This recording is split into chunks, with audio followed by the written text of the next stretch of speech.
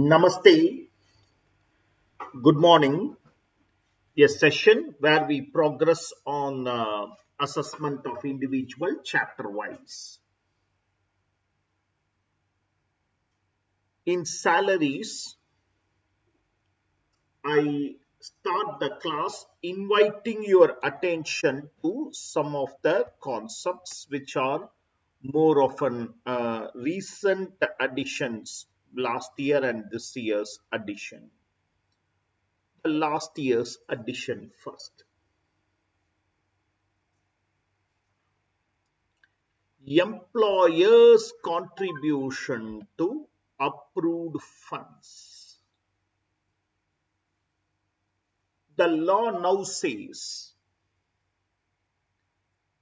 that the maximum contribution by employer to provident fund, pension fund and superannuation fund should not exceed 7,50,000. Whatever is the excess is taxable. We already know PF contribution only up to 12%. More than 12%, it becomes taxable. So it is like that. The total contribution to all these funds is restricted to 7,50,000. Contribution exceeding 7,60,000, the excess becomes taxable. Not an year amendment, it is year before. Contribution in excess of 750, it becomes taxable.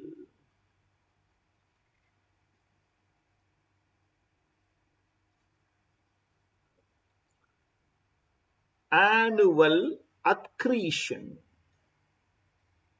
Accretion means the interest accumulated to these funds. Accretion means the interest accumulated into these funds. That is also getting taxable. Contribution on employer's interest, excess interest, is getting taxable, and the law has given a formula for this. The law, as a part of the CBDT circular, CD income tax rules, Rule 3B. Rule 3 is for perquisite valuation. Rule 3B gives a circular how this becomes taxable. Perquisite value is equal to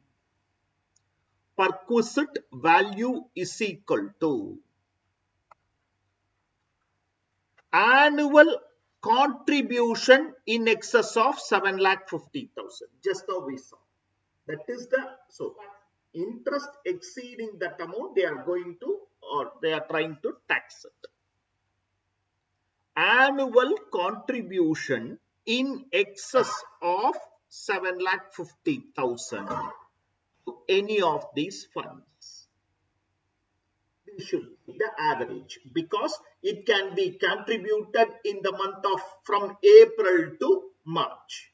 So annual contribution in excess of 7,50,000 divided by 2 is to get the average. Okay, because it can be accumulated from April to March anytime. So divided by 2.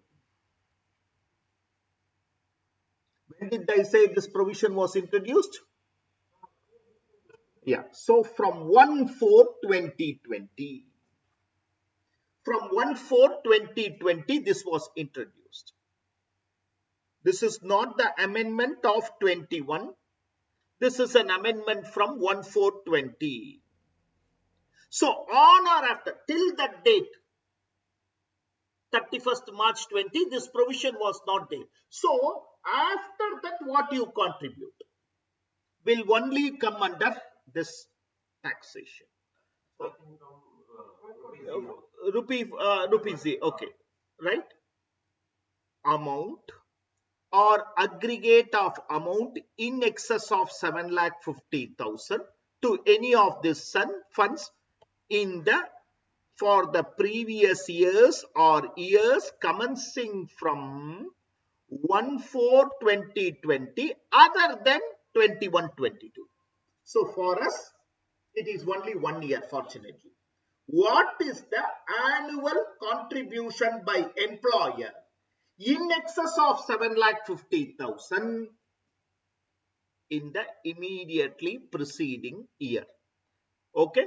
From when we go to the next year, suppose we are answering for financial year 22/23. We will take both 2021 and 21/22 individually in each year. What is the contribution in excess of 7,50,000? So friends, in the formula, this is current year divided by 2. Find out the average. This is in the past years after 1920, starting from 2021, in each year, what is the contribution in excess of 7,50,000? Fortunately, now we don't have that problem because we have only 1 year.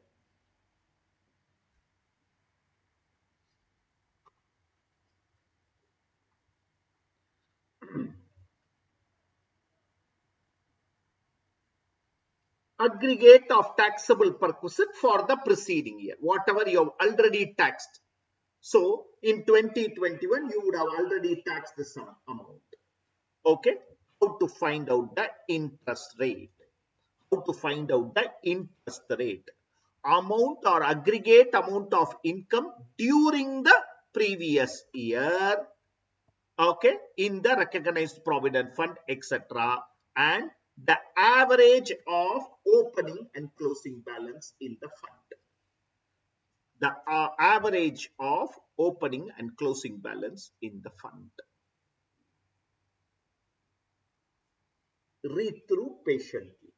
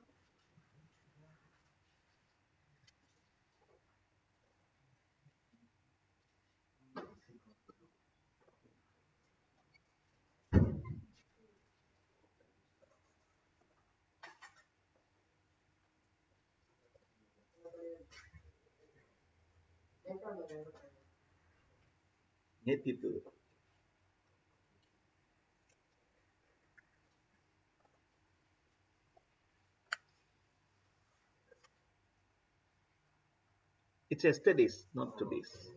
He didn't come yesterday.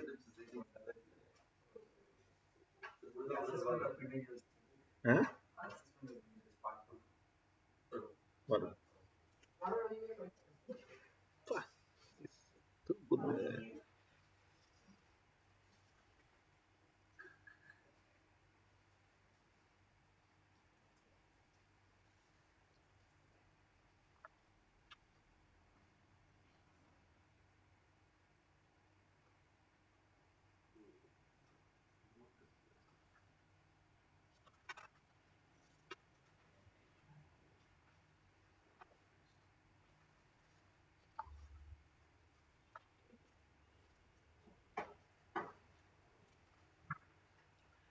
Any contribution in excess of 750 taxable. அதான் first provision. Last year introduce பண்ணாங்க. Second, any interest on such contribution is taxable. Shall I repeat? Any contribution in excess of 7,50,000 taxable. Put together aggregate of contribution in of the employer in PF, NPS and superannuation fund. Maximum restricted to 750. In excess of 750, it is taxable as a perquisite. Any interest on such excess contribution is also taxable.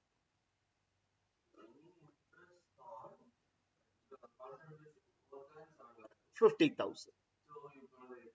Yeah. It is year to year. That 7, it keeps on accumulating year to year. So this formula. இப்போ ஒரே இயர்னா ரொம்ப easy. 5 years, each year you are contributing more than 750. In the 5th year, the interest will be for year 1 plus year 2 plus year 3 plus year 4 plus year 5. Each year, whatever you have contributed. So they have arrived at a formula saying perquisite value is equal to, okay, in the current year, what you are contributing in excess of 750 divided by 2. What is that divided by 2? To find out the average, because it could be contributed from April to March anytime.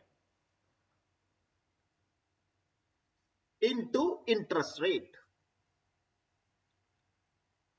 Plus, in the past years, after 1/4/2020, up to 31st March 2020, this provision is not there. In the past years, what are all the year you have exceeded 7,50,000 contribution? What are all the year you have already exceeded the interest into the rate? How to find out the rate? Okay, rate is nothing but total contribution during the year divided by, total interest during the year divided by average balance.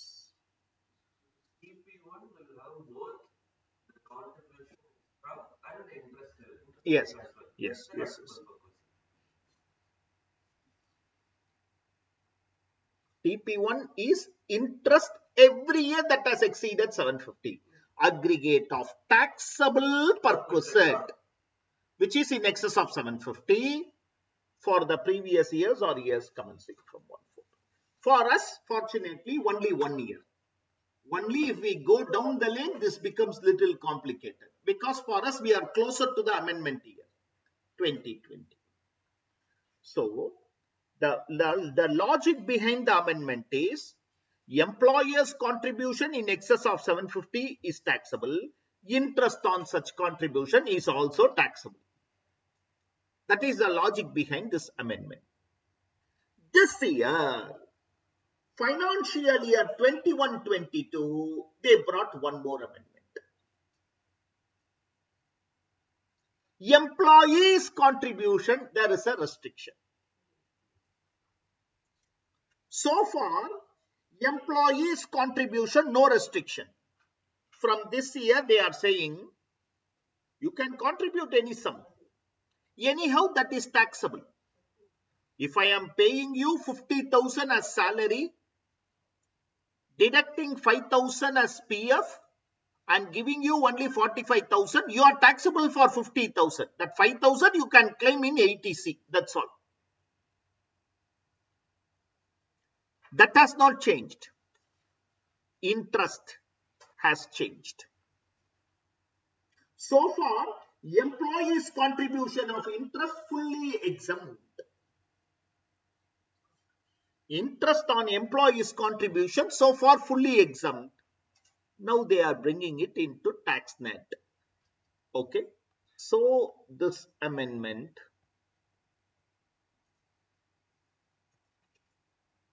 interest credited on contribution to provident fund. I am speaking only about employees. Employers already last year they amended. This year interest to employees.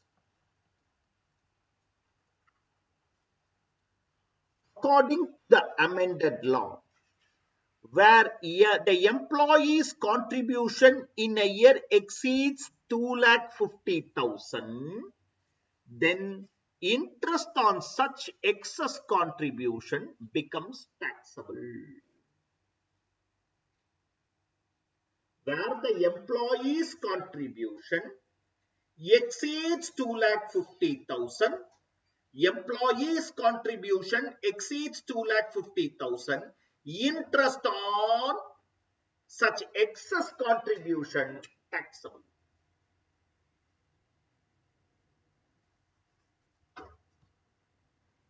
The threshold will be 5 lakh where there is no employer contribution. PPF interest is so far fully exempt. But if you are contributing 8 lakhs to PPF, interest to the extent of 3 lakhs, interest for the 3 lakhs portion, because PPF does not have a concept of employer contribution, that will be taxable.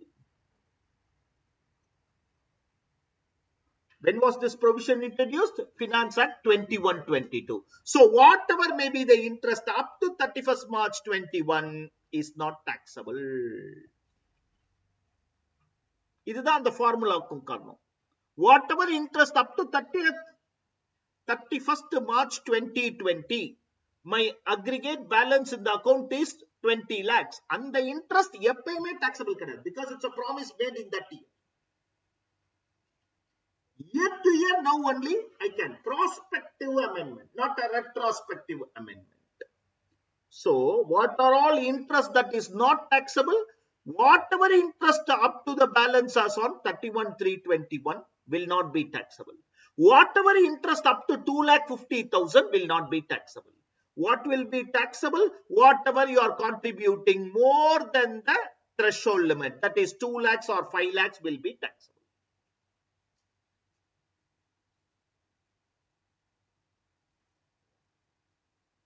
Good afternoon, Ananya.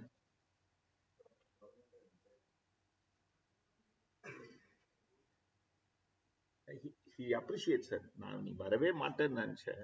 You have been very kind enough to come to class.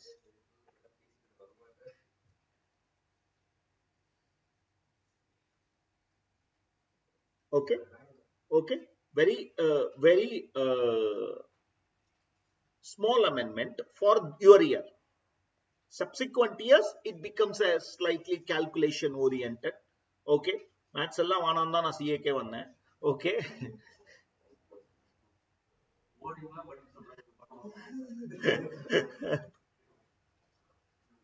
நான் படிக்கலையே.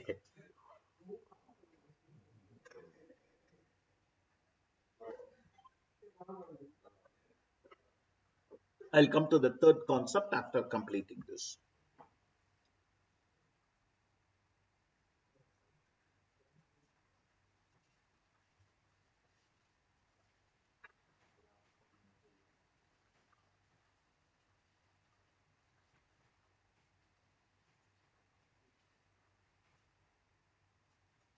First about URPF, we will look into, and then Mr. Sohan retires from service on 31st December. I'm the 11th question. Okay. After 25 years of service, following are the particulars of his income or investment. Basic pay for 9 months. DA 50% forms part of terminal benefits for 9 months. Lump sum payment received from URPF. Deposits in PPF account. Out of the amount received from URPF, that's 7 lakh, employer's contribution is 280, interest on employer's contribution is 55, employee's contribution is 3 lakhs, and interest on employee's contribution 65,000. What is the taxable portion of the amount received from UPF in the hands of Mr. Sohan for the assessment year 22-23? Read through.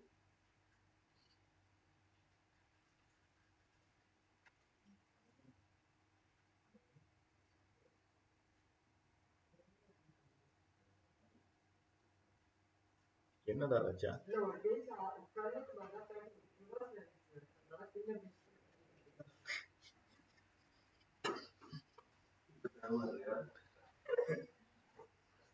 Okay, with due regards to everything, இவ்வளோ பர்ஃபெக்டா இருந்தா CA ஆக முடியாது.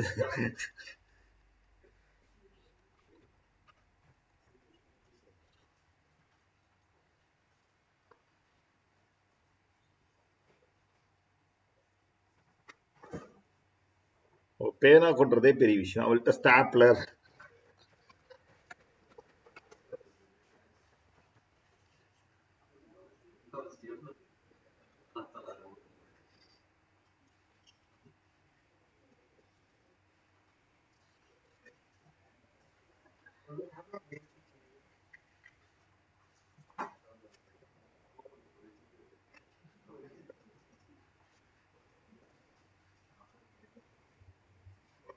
Raja, do the solution.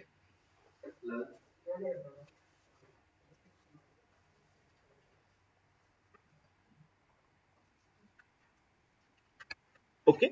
Now, first, I will do the salaries part also because we will take the opportunity to do the first taxability of URBF.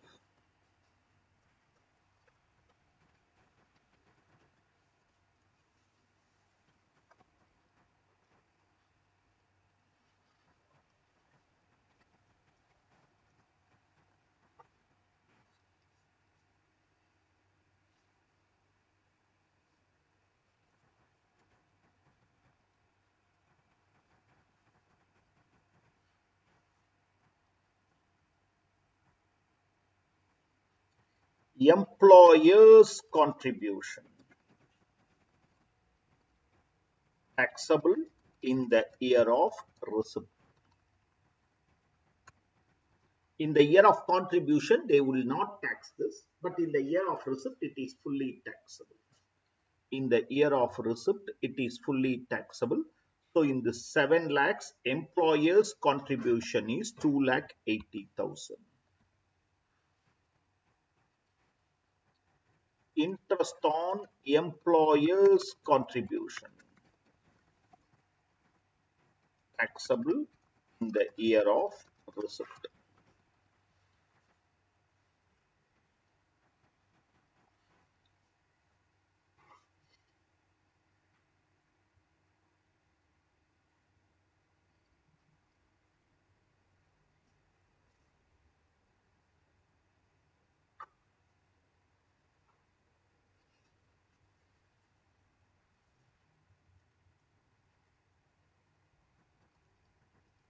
Employees contribution.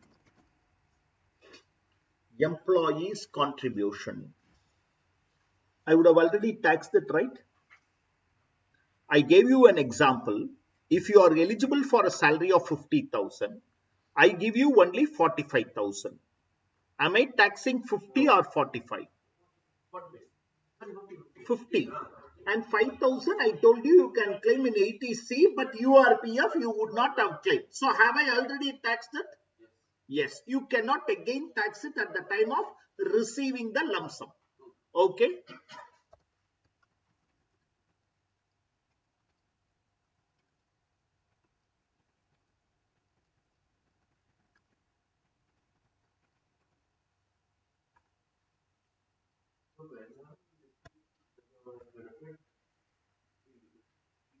From URPF. From URPF. From only URPF.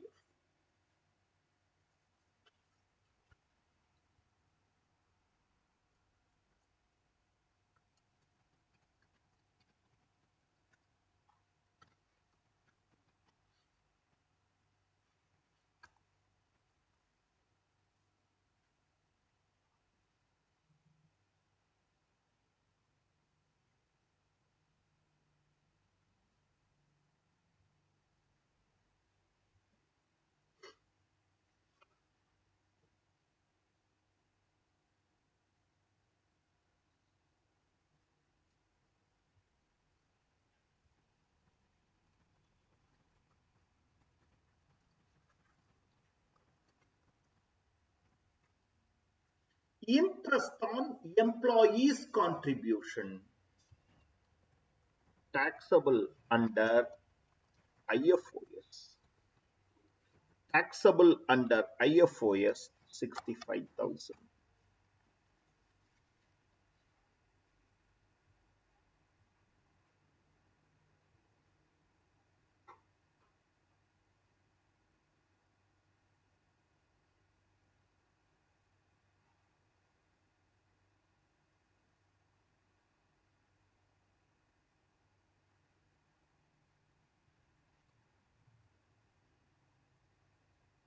Why?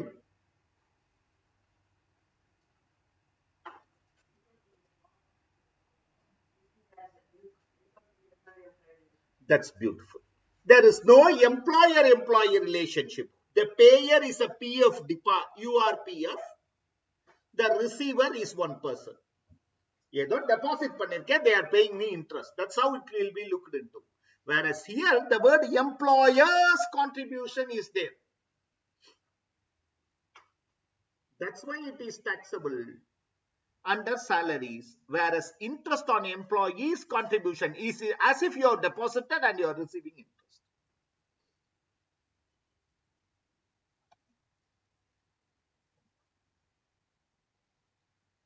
Had it been a RPF,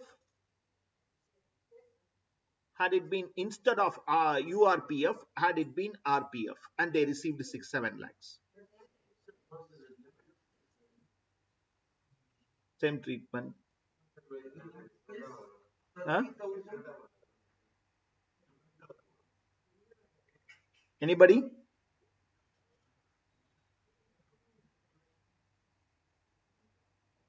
Had it been RPF, if I have given okay in this question, if I have given okay 10 lakh 50 till 7 lakh lump sum received from recognized provident fund.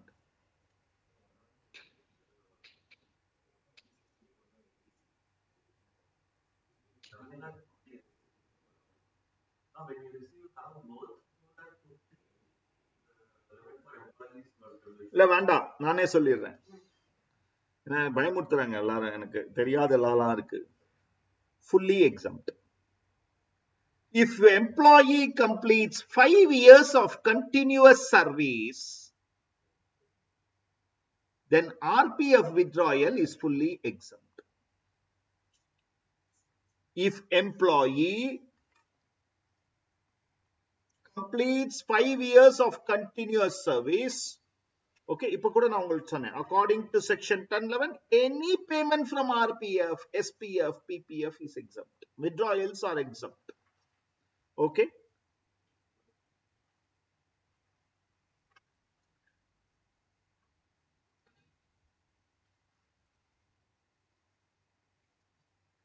Okay. Oh, I made the mistake here. Provided employee does not complete 5 years of continuous service. If he okay, if he completes 5 years, it is fully exempt.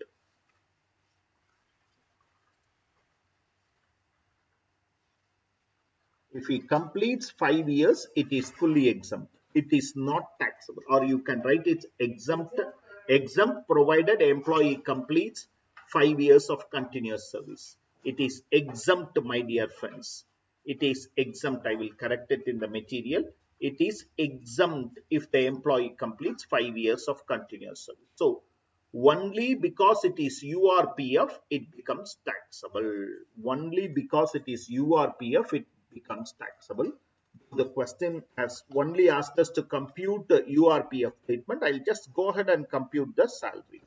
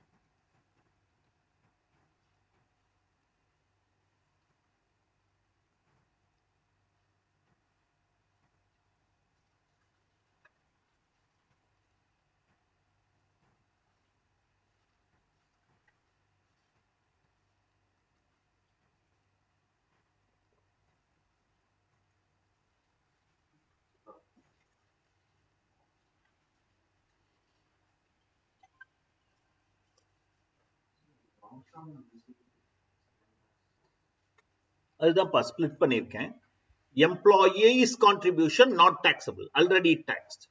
Employers contribution and interest, employees contribution interest.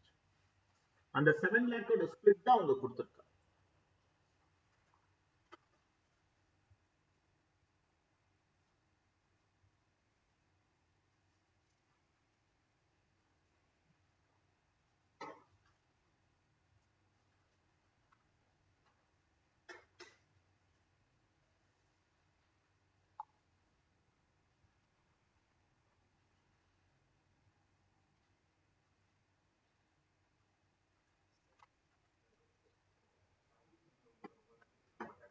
ஆமாம்.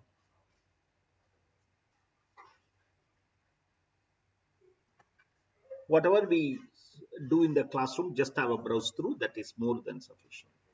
Not a questionable area.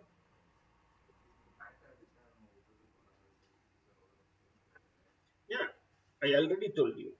Your your maximum time you should spend on cooperatives, assessment of individuals should not be more than few hours in your preparation process.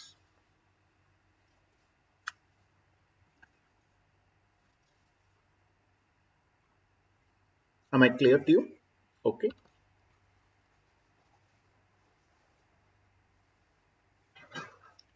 Mr. Babu is working in ABC Limited and has given the details of his income. You are asked to compute the gross salary, basic pay, DA, commission, turnover, bonus, gratuity, his own contribution to RPF, employer's contribution to RPF, okay, up to 12% only allowed.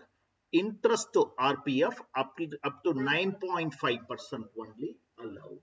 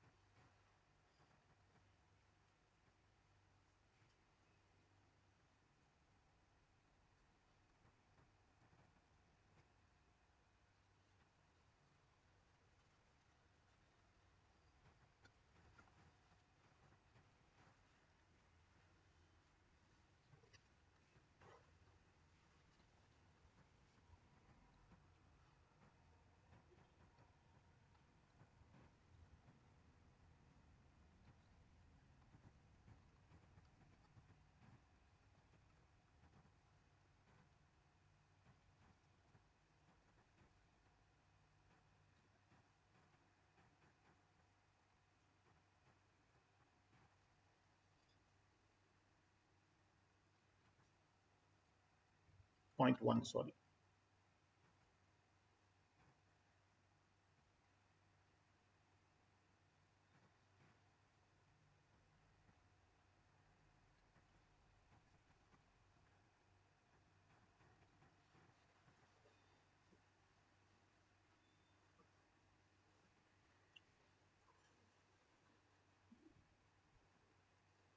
I will check this. I think it is not gratuity, but as of now, tax it. If they pay any, it will come under profit in lieu of salary. That is, any payment made by employer to employee, he is not retiring. Okay, so this gratuity as of now, tax it.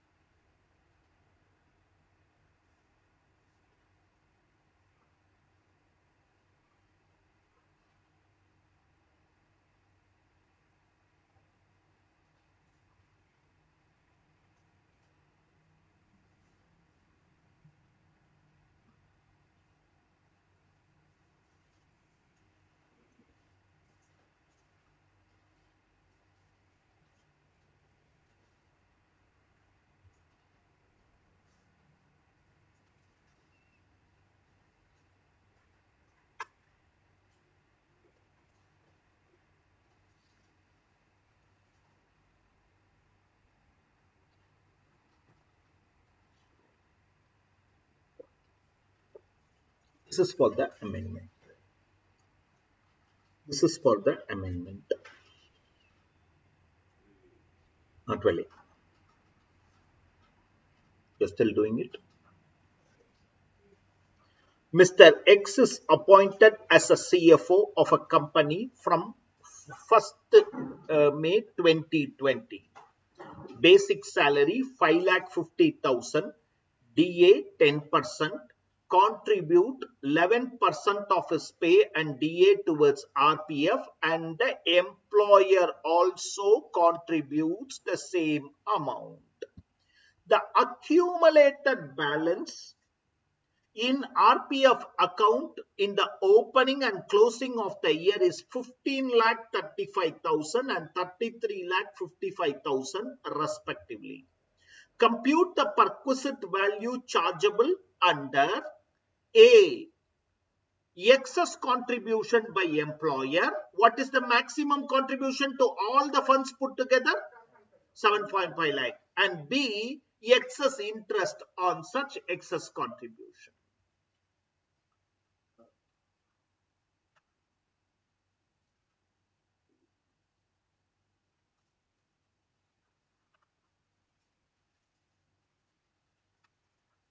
Read through.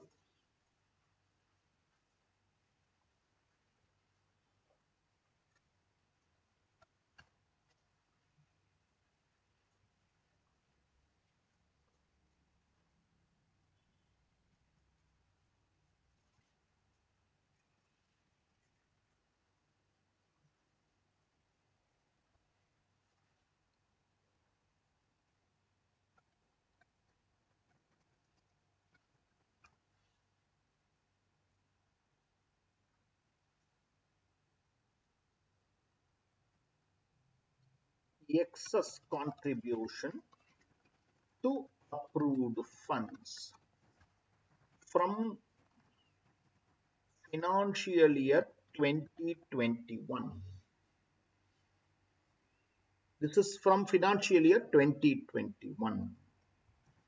Contribution to RPF, NPS and superannuation fund in aggregate is restricted to rupees 7,50,000.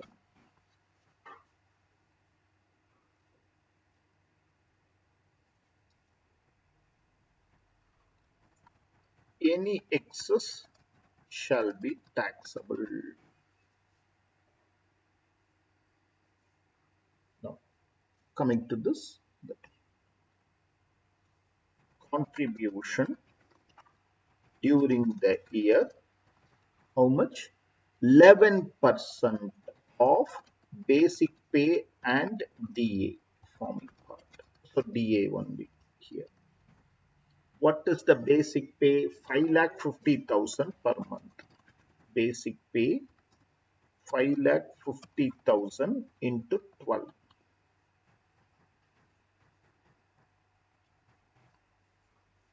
66 lakhs. DA forming part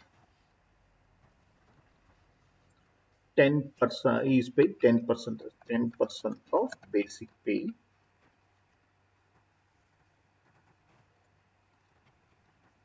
Salary for the purpose of contribution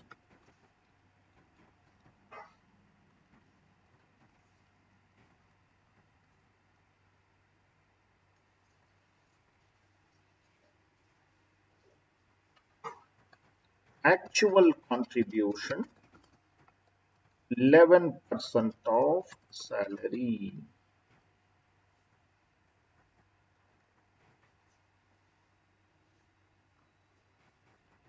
less maximum allowed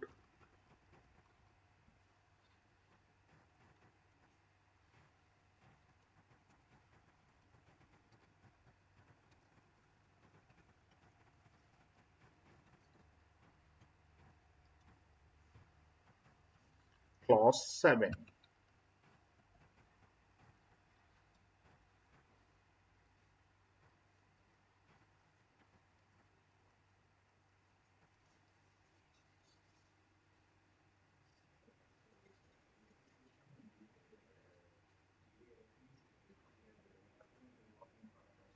No, they have given 11% of basic pay plus DA, they have given, which means it's forming part.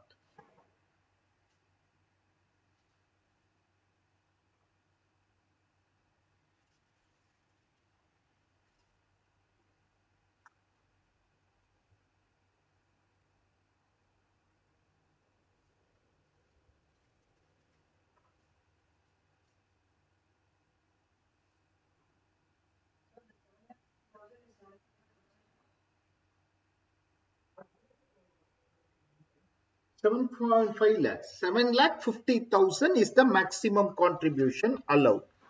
The law says, though, Inga, okay, there is an amendment. Employer's contribution to PF, okay, aggregate of amount exceeds 7 lakh, then such excess contribution becomes taxable.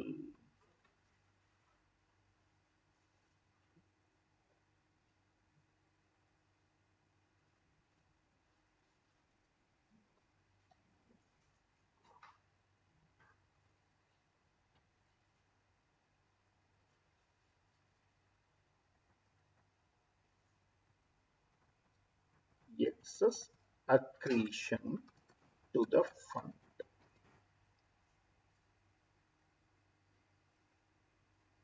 This is based upon a formula. Perquisite value is equal to PC divided by 2. PC means what is contributed in excess of 7,50,000 during the year divided by 2. Whatever is contributed. Simple சொல்லணும்னா இந்த 48,600க்கு உண்டான interest I want to tax. Not only this 48,600, 48,600க்கு என்ன interest கொடுக்குறாங்களோ I want to tax. That's the logic behind this provision. So, perquisite value is equal to, that is, they call it as TP.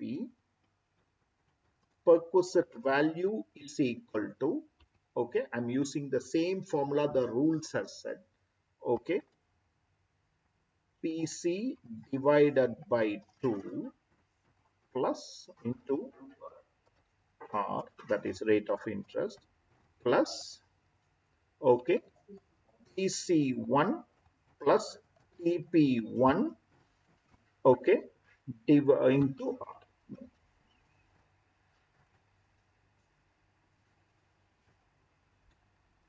PC, nothing but excess contribution during 21-22. We have already found that out.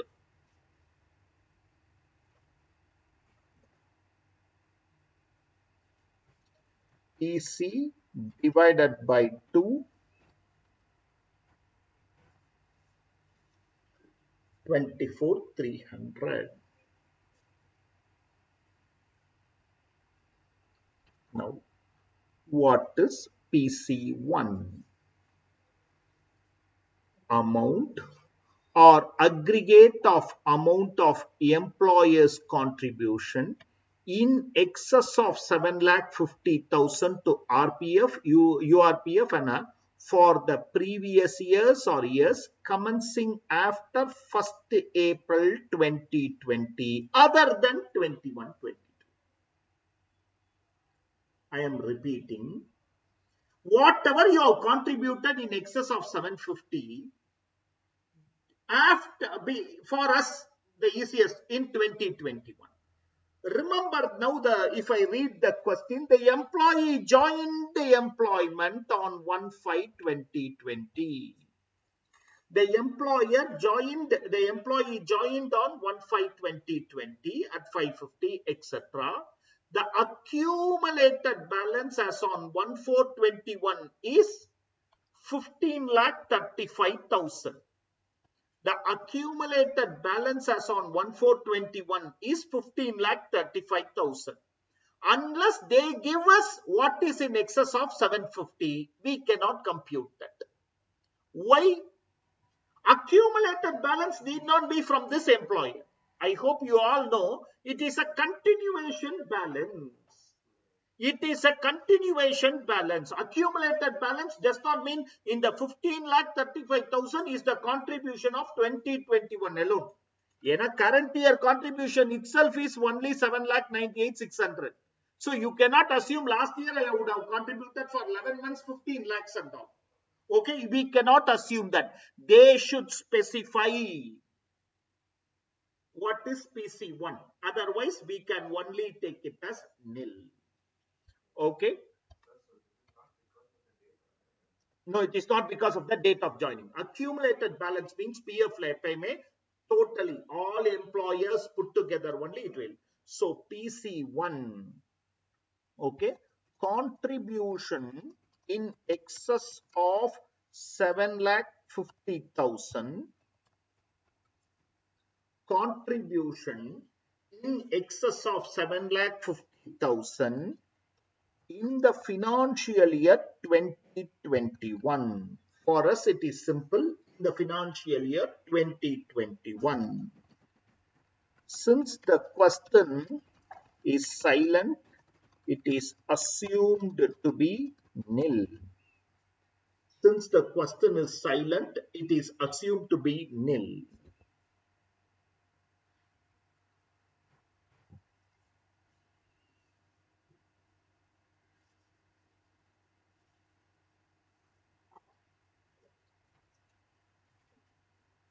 Okay, coming back to the formula, PC1 we know. What is TP1? Aggregate of taxable perquisite under this section, this provision of for the previous years on or after 1/4/20 other than current year. Whatever is the contribution, which also we are not aware. Okay, whatever was the interest on the excess contribution. Okay, ரொம்ப simple. TP is current year's PV. TP1 is past year's PV taxable under this provision. TP1 is past year's PV taxable under this provision. The information not there.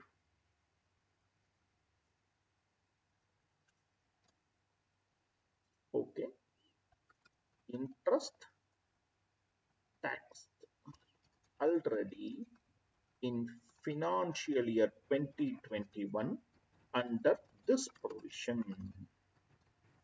Since the question is silent, is assumed to be nil.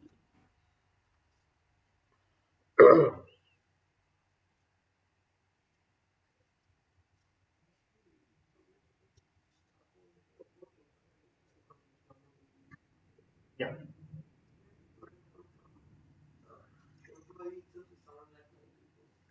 Employer. Yeah.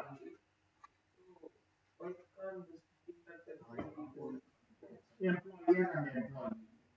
The information is, the question is silent what it is. So it can be, you assume it to be nil. You're right. 15,35,000 is the total of employer and employee. I agree.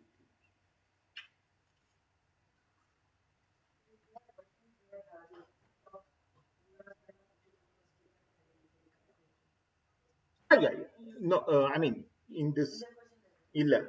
So I have not framed such a question because you are just 1 year old in this provision. Only if you have multiple years, you will have this issue. But probably in revision, if I will do that. Rate. How to find out rate? Amount or I, it's the I divided by the amount or aggregate of amount of income accrued during the current year in all these accounts. We all know it is 7,98,600. We all know it is 7,98,600. I, interest of the current year, 7,98,600.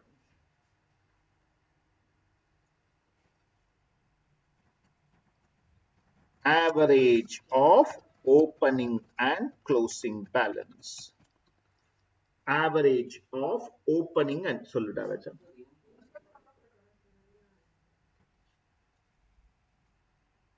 amount or aggregate or amount of income accrued during the current year. Interest is the income from the balance. Okay. Okay. Average balance amount or aggregate amount in the opening and closing divided by 2. Okay. Average of opening and closing. Opening balance is 15 lakh. Sorry. Oh, sorry. 798 is the contribution. Okay.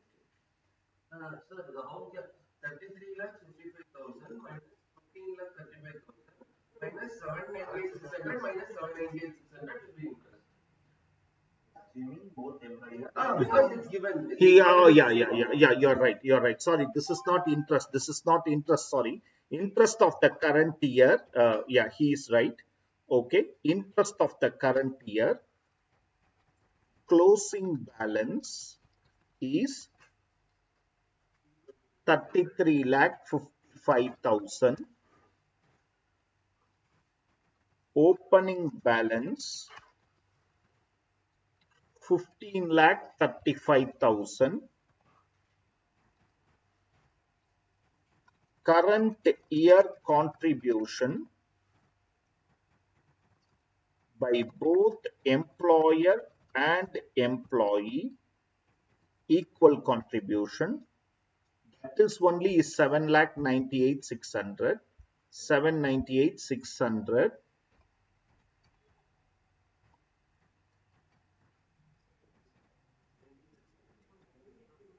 into 2. Yeah, 1,98,600 into 2.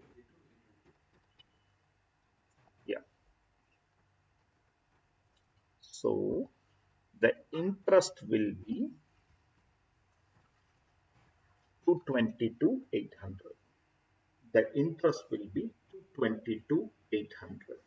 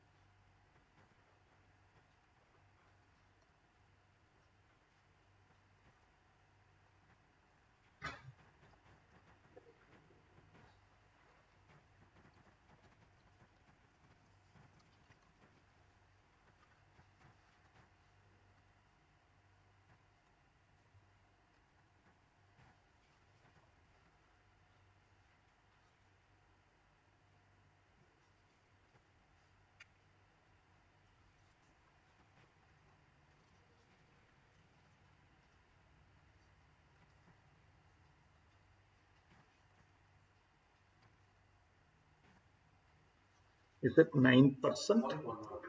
0.11.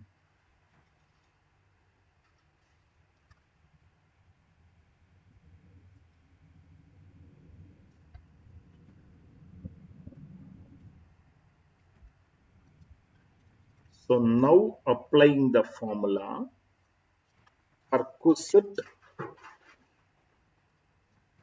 value, perquisite value is 24,300 into 911%. 24,300 into 9.11%.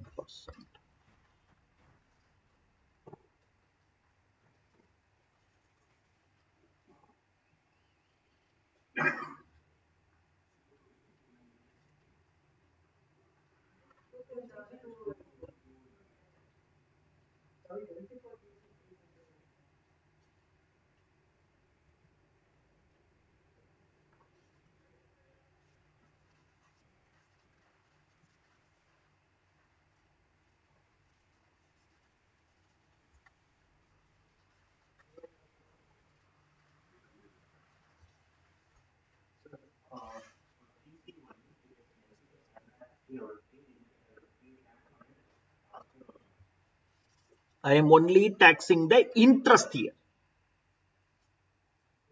750 ki tax you would have paid. 17 subclause. This is subclause 7. For this, which is here. In this, suppose 48,600. In the year oடைய interest பாயுது 9.11%.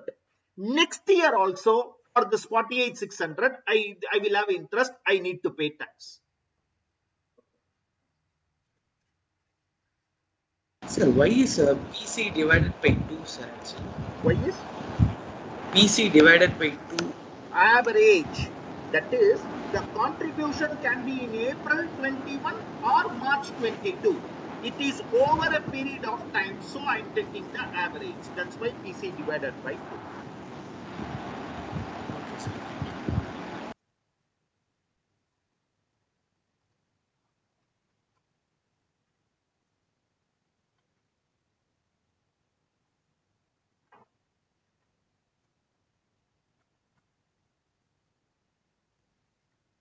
The later part of assessment of individuals, I will try to do frame 1 or 2 questions and do it also so that you get confidence. As Ananya said, I will try to do a question with 750 plus in the last years also.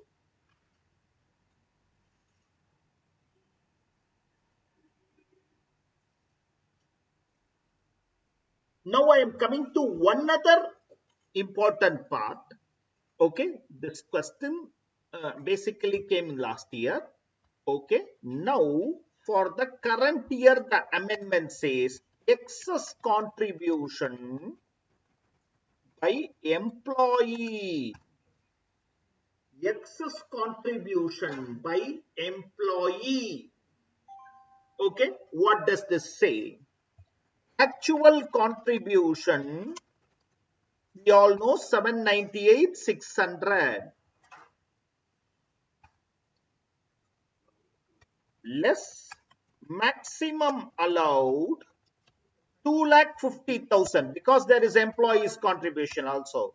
Therefore, excess contribution, okay, this amount, okay, excess contribution, this amount, okay, interest on such excess contribution for the financial year 21-22 shall be also taxable. It's 548 is not taxable. Interest on excess contribution, that is the amendment during the current year.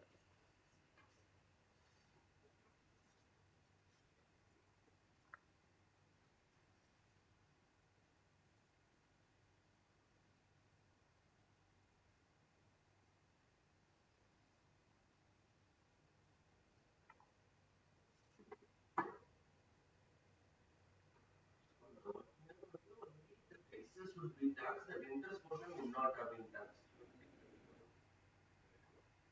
No, When the previous for amendment, employer. this Yeah, yes. employer no change, only one amendment. It's only on like Yes.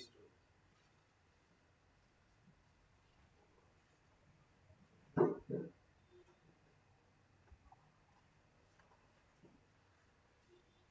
Just, just a minute. I just take the study material and see.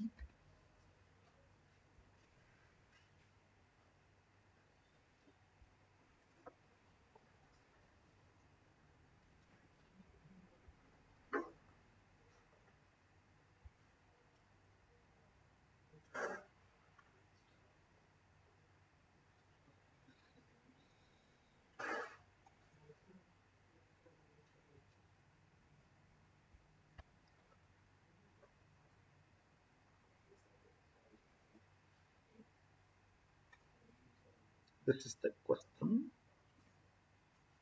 Yeah, 2211.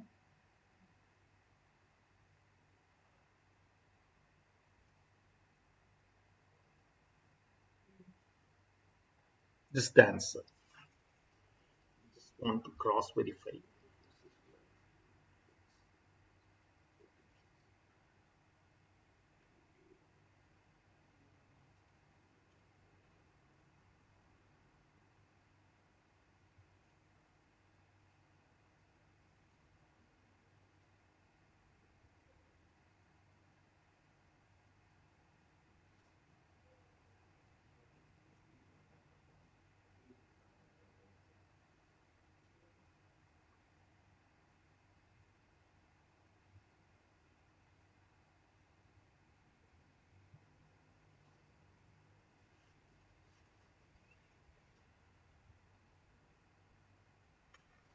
Okay, but I will formulate some other question. I picked this question from study material.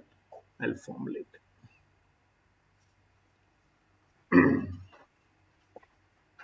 Before going into this, one other amendment of last year, which I want to make you understand.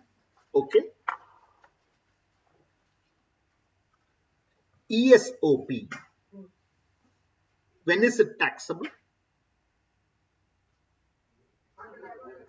In the year of exercising the option. ESOP is taxable, friends, in the year in which option is exercised.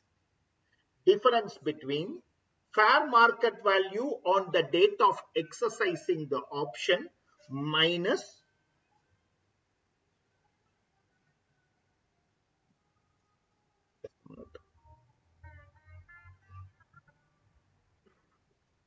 the difference between fair market value on the date of exercising the option and FMV on the date of exercising the option and the price paid will be considered as perquisite value. We all know this, right? Now coming back. Startups were facing problem. Okay, startup we already saw ATIAC. They were having a unique problem. If you are a startup and you want to get a skilled employee as your CEO, CFO, or some technical officer post, the best attraction you had for them is ESOP. So you will not just be the employee, you will be the owner of the company. So I will allot you ESOP. So they allotted shares to them. But these employees were reluctant in joining because they have to pay tax immediately. I don't get any monetary benefit, but I need to pay tax. This was taken to the government and the government recognized the problem and said, I will give you a solution. Understand? Any startup which is allotting shares to employees, any startup which is allotting shares to the employees, the employee can pay tax after 5 years. The employees can pay the tax. Income will be computed, but the tax will be deferred. The employees will pay tax after 5 years on this. However, two exceptions. If you leave the employment within 5 years, pay the tax. Or if you sell those shares within 5 years, pay the tax in that year.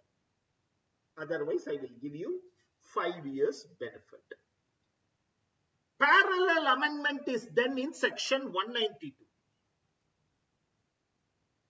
Tax need not be deducted at source.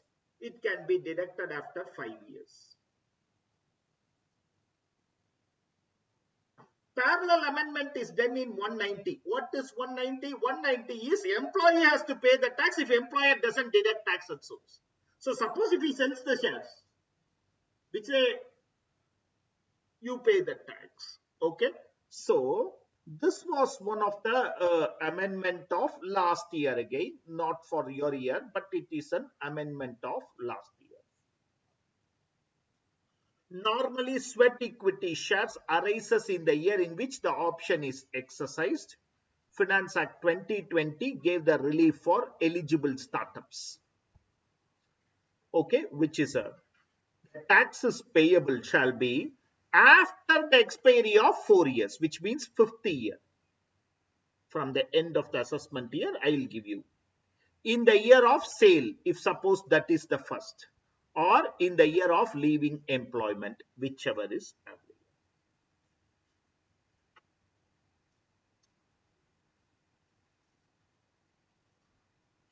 Remember, tax is only deferred. Tax will be computed at the rate prevailing in the year, with the year of a year, The taxation of the same will be the consequential amendments is there in TDS provisions.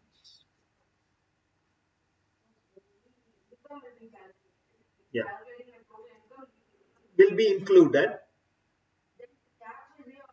Suppose if income comes to 50 lakhs, tax on 50 lakhs, let us, for example, okay, comes to 15 lakhs.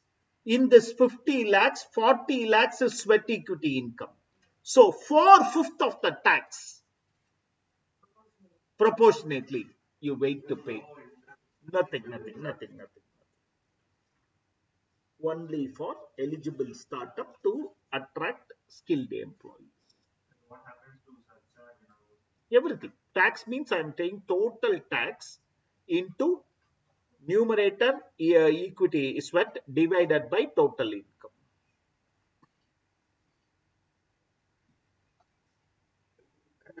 even as of the employer calculate everything. Yeah. Everything employer தான். Salary பொறுத்த வரைக்கும் the employer is penalized if employee is wrong.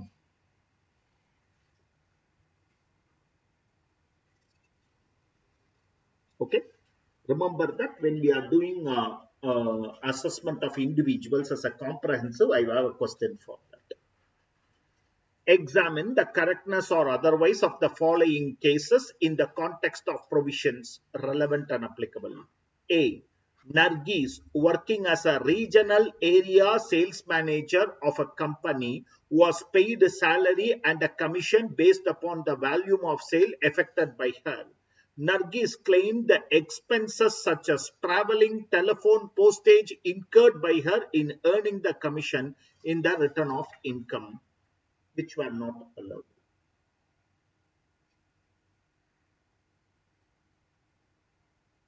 For the purpose of employment, they have been reimbursed.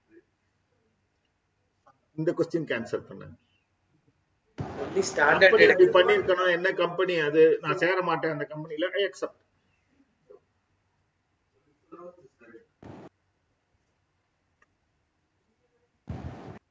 Okay, as he was saying, to come back to that answer, this is not business income to claim expenditure.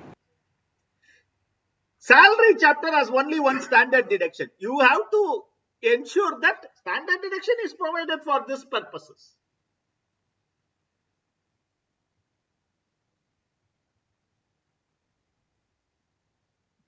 Standard deduction, every allowance is earmarked. Okay, children education, for the education of the children, transport for the transport, traveling, conveyance. What about my general expenditures? That is what standard deduction is. That's what originally the law in their preamble said. So what is said in section 16 can 15, 16, 17 can only be followed. There you cannot claim these as expenditure. This is not PGBP. The commission paid by employer to employee, whether it is percentage of turnover or it is anywhere, it will not be, it will be coming only under salaries chapter. You cannot claim deductions except standard deduction.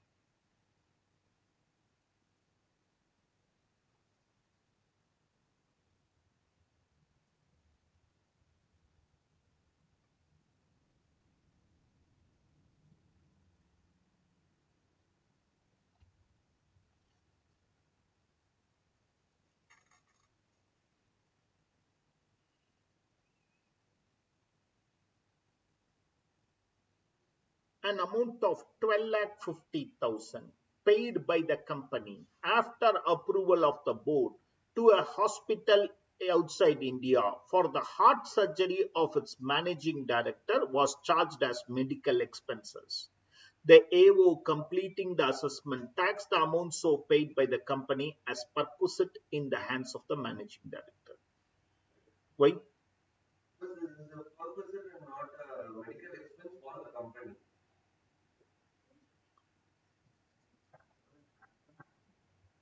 Is it taxable in the hands of the managing director?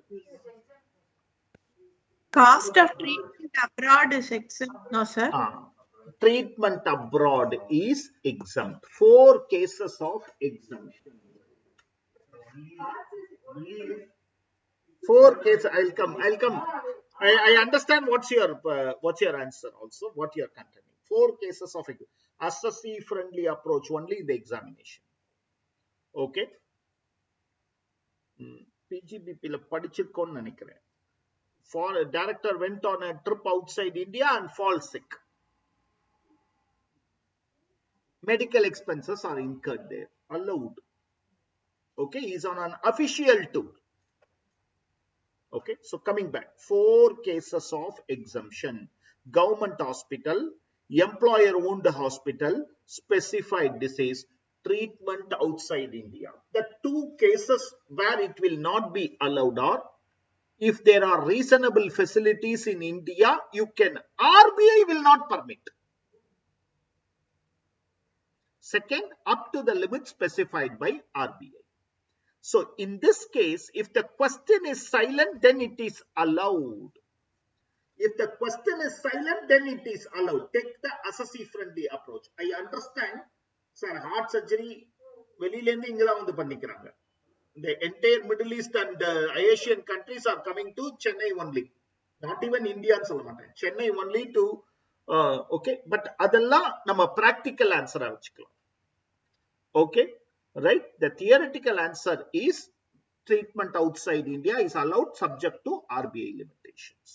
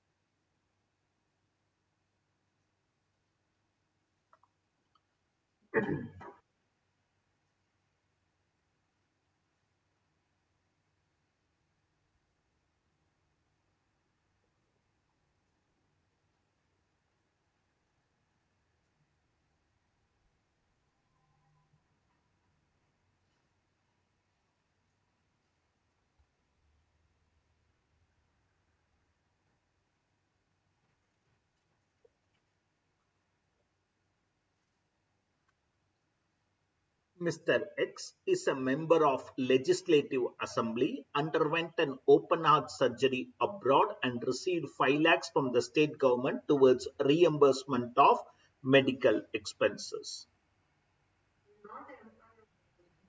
The assessing officer contended that such amount is taxable as perquisite. Examine between the payer and receiver, there is no employer-employee relationship. It will, if at all, it is taxable only under other sources and not as a perquisite under 17. நம்ம ஸ்டேட்ல தான் நடந்தது தெரியும்ல, நம்ம interim chief minister போனார் வெளில.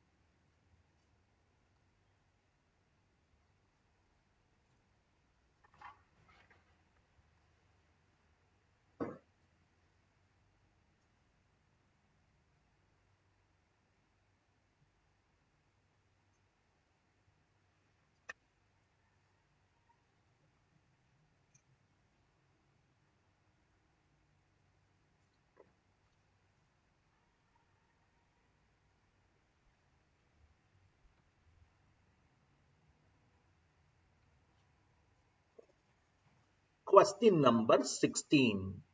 Mr. Kadam is entitled to a salary of 40,000 per month. He is given an option by his employer either to take HRA or RFA, which is owned by the company. The HRA amount payable is 7,000. The rent of accommodation will be 6,000. Advise Mr. Kadam whether it will be beneficial for him to avail HRA or RFA on the basis of net take-home pay. Assume Mr. Kadam does not opt for 115 BAC.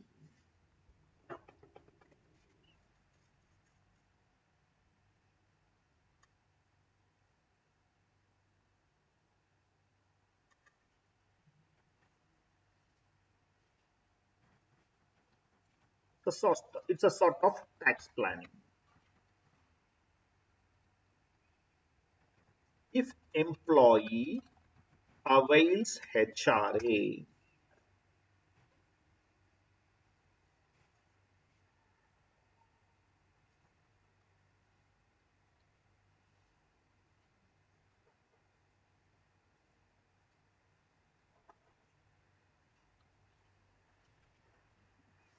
okay, basic pay 40,000 minus 7,000.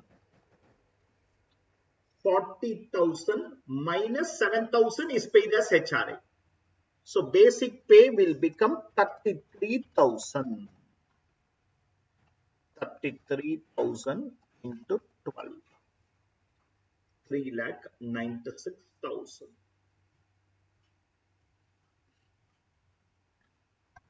HRA received is 7,000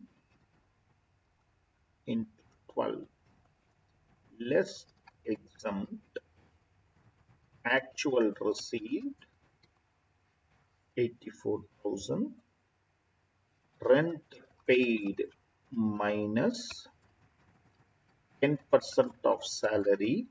Rent paid is 72,000. 6,000 into 12 minus 39,600.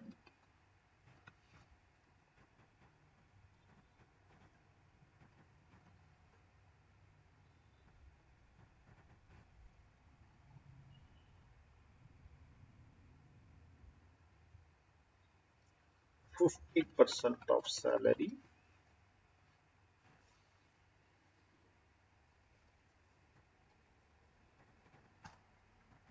whichever is less. So the taxable component will be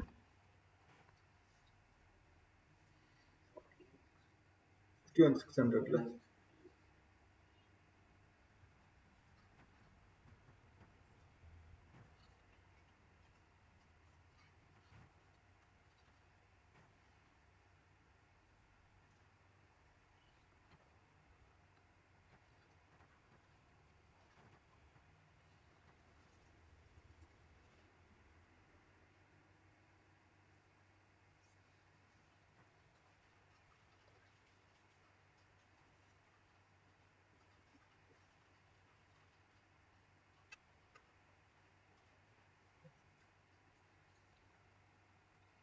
வேகா இருக்கு question.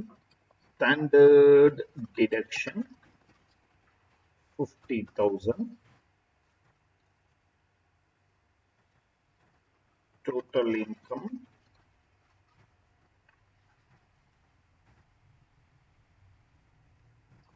tax will be nil. Tax will be nil.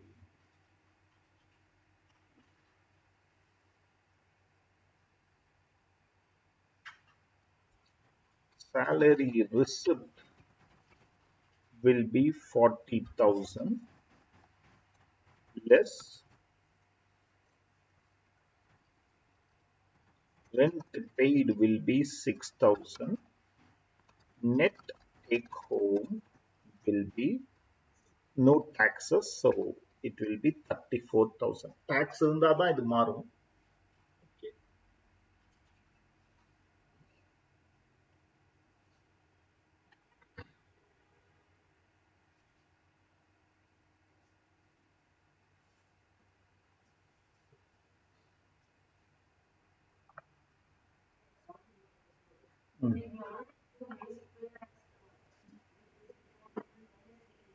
Yeah, that is the total. They have not given basic pay. If they have given basic pay 40,000, then you are right. They have just given salary.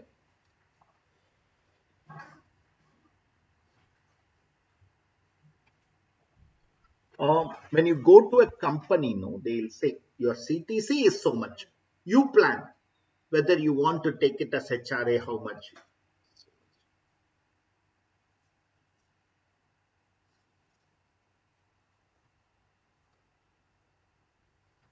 If RFA is preferred, okay, salary 40,000 into 12.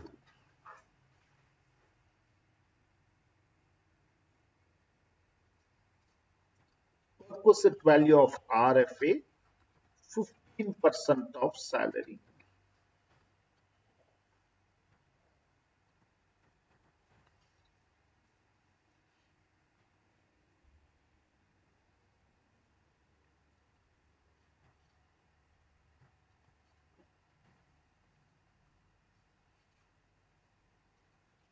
Standard deduction 50,000. Taxable income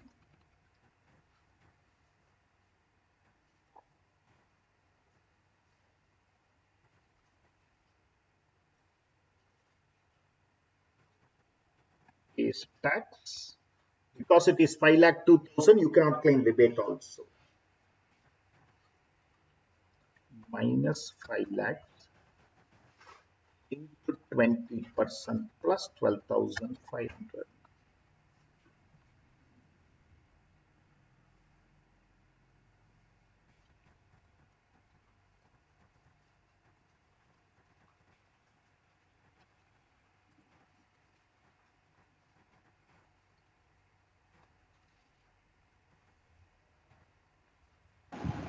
Sir, shouldn't we exclude that HRA portion from that 4,80,000? That is, you say that the salary will only be 33,000. Yeah, if we claim it as perquisite. No, actually, yeah, I understand the question is very vague. I also check it once. It's very vague question. I agree. So tax per month will be 1,118. Okay. Take home will be salary 40,000 less tax paid.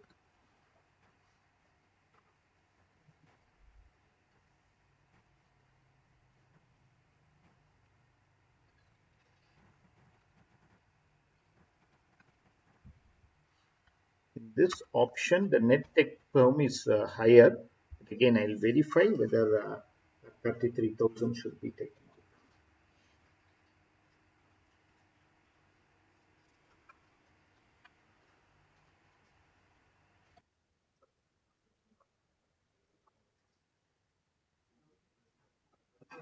Yeah, it's not about, it's mind block. It's not about even any one individual.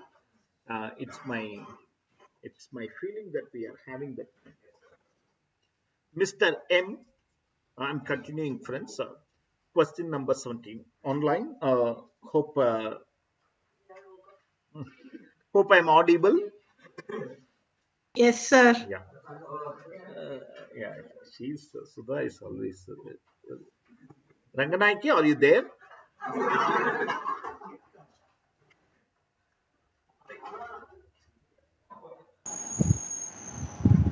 Sir, I have a doubt in the last question. Yeah, Raja, I am ready, Raja.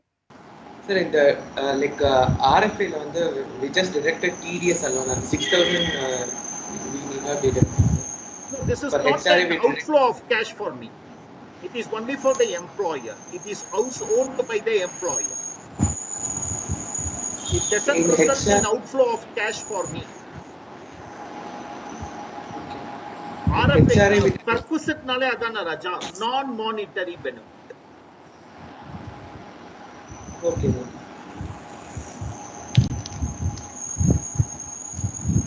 Mr. M, Sir, yeah, sir, I'm here only, sir, but I couldn't unmute that time.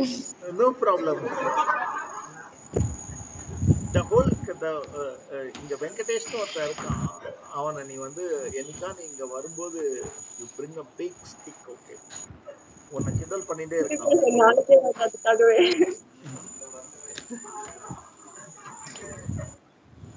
Mr. M is working with MNO Limited for last 10 years.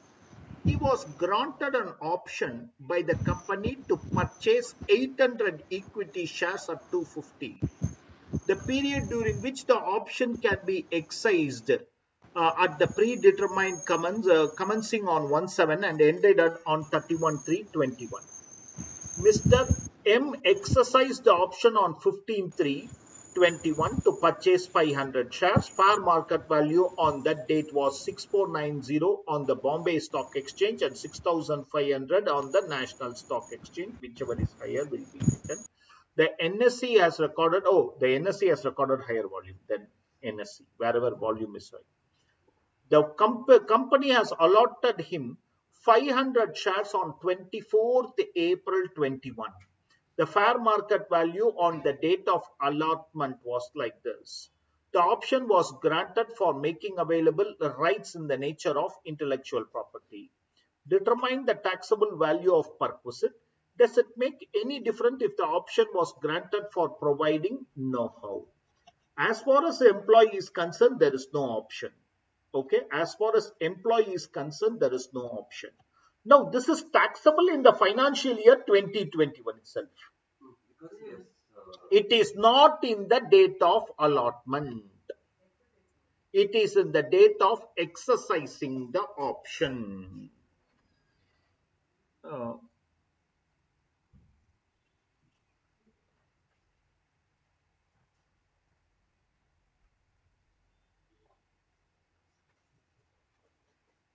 a circular also gave this. I missed this part. In the case of listed shares, average of opening and closing price in the listed on the date of exercising option or in the immediate. When the shares are listed in more than one stock exchange, then that which has the highest volume of trading will be considered.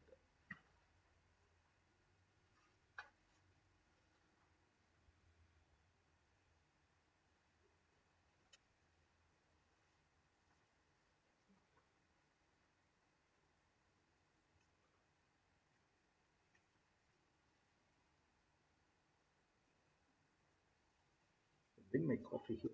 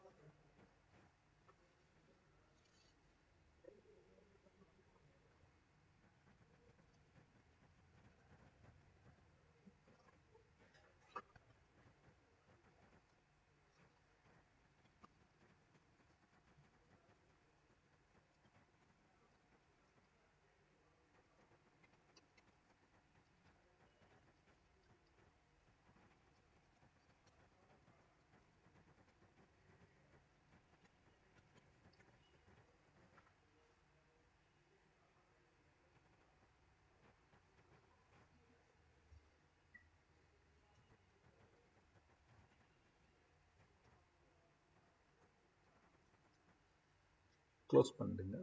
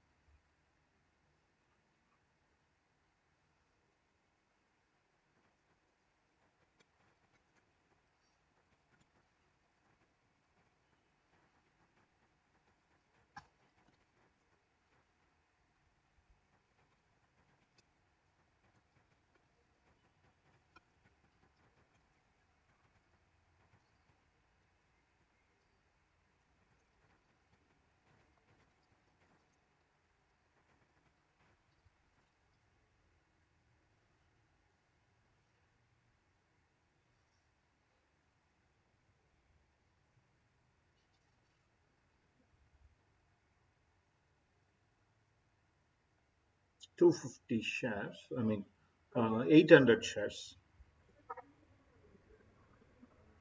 By the company 800 shares, the period can be exercised, okay, purchased 500 shares. Okay. Yeah. From the date of exercising option 500 into 500 into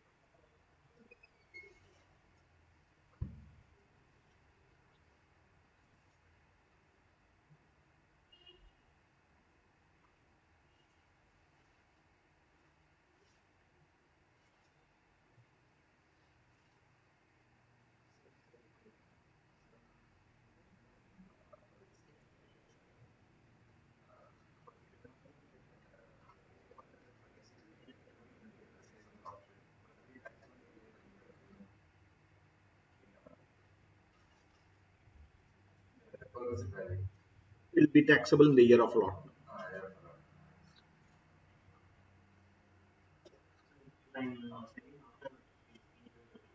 6,500 is your cost of acquisition. 6,500 is your cost of acquisition. If the company is buying back also, 6,500 is the cost. Because you have paid tax up to 6,500 now. Sir, one more doubt, sir. And that 4-year period, இந்த 48 question month நீங்க commence. startup இல்ல eligible startup னு கொடுத்திருக்கா? No, sir. So it is not. So if it is an eligible startup, the 4-year period commences from the date of exercising the option or from the date of purchase, sir? From the date of allotment. Okay, sir.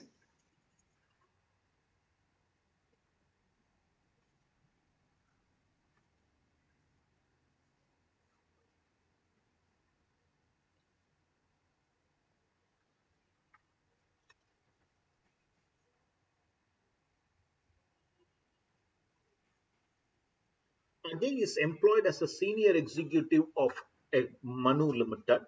Manu Limited offers rights to its existing shareholder in the ratio of 1:1 at 150. Ajay was also offered 500 shares at 150, which he exercised on these facts. You are consulted by Ajay. The tax consequence for AY 22-23, assuming that the fair market value on the date of exercising the option is 300. B. If Ajay is already a shareholder, 500 shares allotted, will it make any difference? What is that? If he is already a shareholder, whatever he gets allotted as a rights share,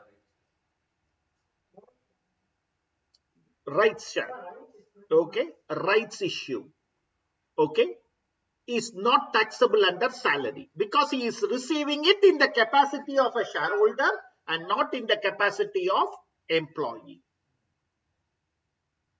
Where he is not a shareholder, then the company allotting him 300 minus 150 will be considered as income. So 150 into 500 shares. that will be perquisite value of shares. If he is not a shareholder, only an employee. If he is a shareholder and he gets it in the capacity of a shareholder, it will not enter salaries chapter. Write it in the manner you want.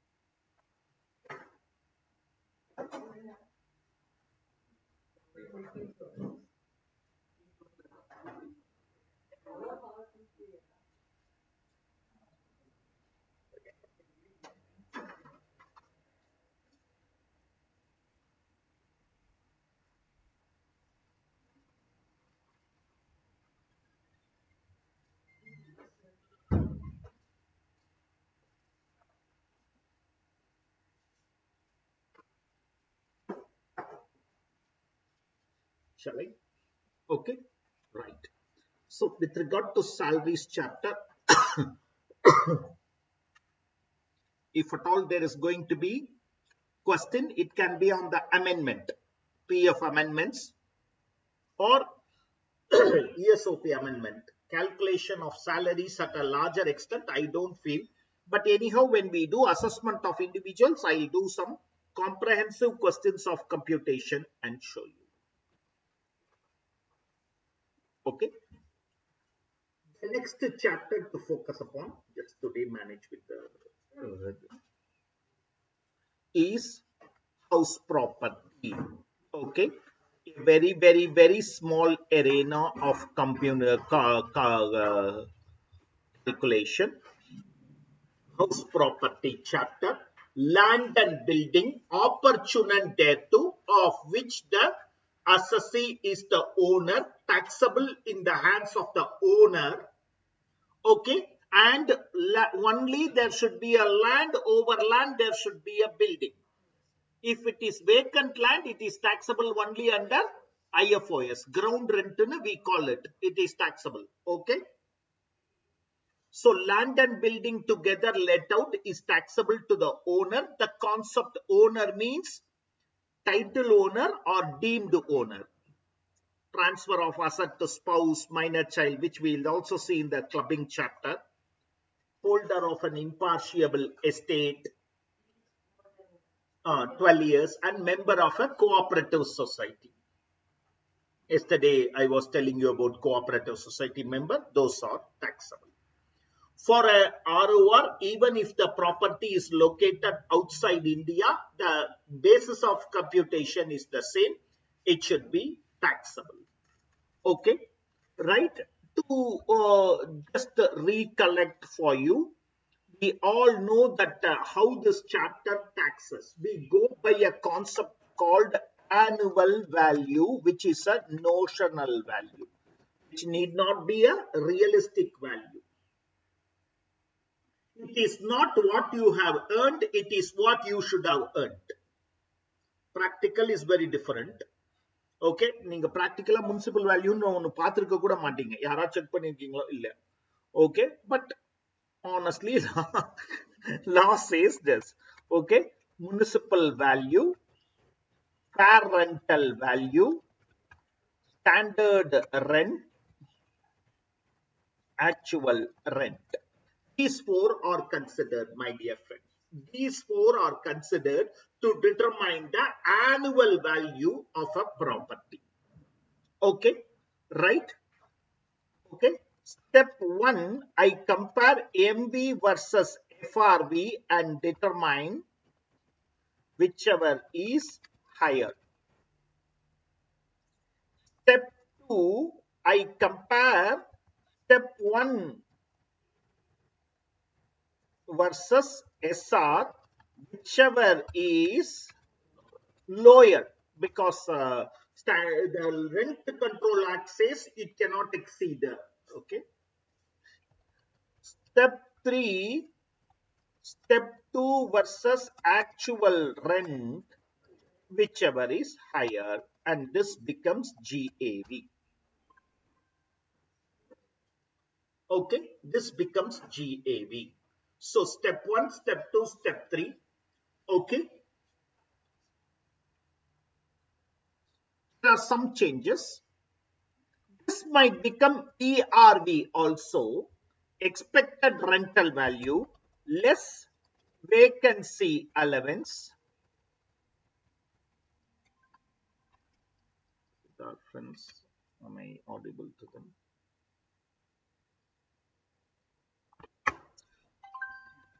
Less vacancy allowance will give me GAV. Okay, right? Sometimes if the rent is unrealized, I will reduce it here itself.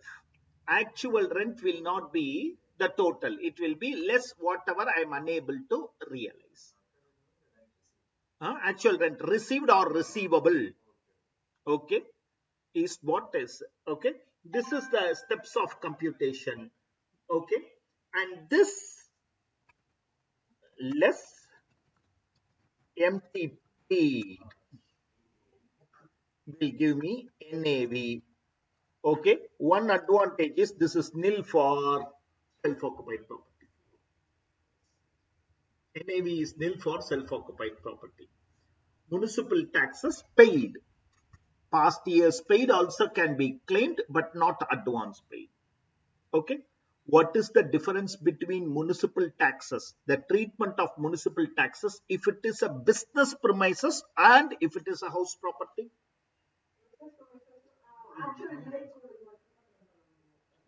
அது எந்த வருஷம், அது எந்த சாப்டர்ல அப்படி ஜன்னல் வழியை குச்சிடு? House property. Municipal taxes, if it is a house property, income taxable under house property, it should be paid before 31/3/22 for you, on or before. Whereas if it is a building for business purpose, it will come under 43B. Any taxes duty which is due in the year end will be allowed as deduction if it is paid within the September 30th, 1 month before the. Okay, are you clear? So here in this chapter it should be municipal taxes paid. Okay, annual value is taken as the basis of computation. They are determined like this. Generally, if actual rent is higher, then the same will be considered as annual value. If standard rent is not there, majority of the time it will not be there. Higher of all the three, because step 2 is not there. Okay, if step 2 is not there, higher. So obviously higher of all the three will be considered. Vacancy allowance and unrealized rent will be allowed. After above adjustment, the answer we get is known as GAV. MT will be allowed only if it is paid during the financial year. Okay. NAV is equal to GAV minus municipal taxes paid. NAV of a self-occupied property is nil. From your inter, probably this is a change. 2 houses can be claimed as self-occupied. Previously, it was only 1 house. Now 2 houses can be claimed as self-occupied. Similarly, this amendment, where house is held as stock in trade, NAV will be nil for 2 years from the end of the year of completion of construction. So it can be more than 2 years. Okay, construction completed today, December 21. 2 years is from March 22. So 22, 23, 23, 24 also it will be nil. Adukulla, if you are unable to sell or let it out, I will take the municipal value as your deemed value. Okay.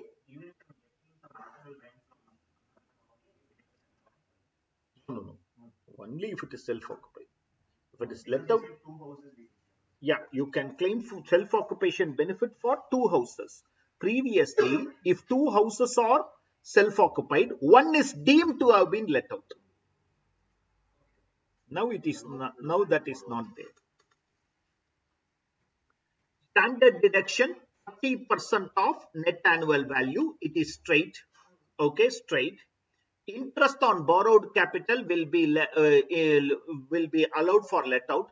In the case of self-occupied, I want you to understand, for both together it is 2 lakhs, not per property. Not per property. And if the loan is taken before 99, the நேரம் முடிஞ்சிருக்கு 20 years தான் maximum. ஆனா provision இன்னும் வச்சுட்டு இருக்கோம். அது கொஸ்டின்லாம் கேட்டிருக்கோம் ரீசெண்டா எக்ஸாம்ல. ஓகே, அசசியே இருப்பாரான்னு தெரியாது. லீவ் அலோன் த லோன்.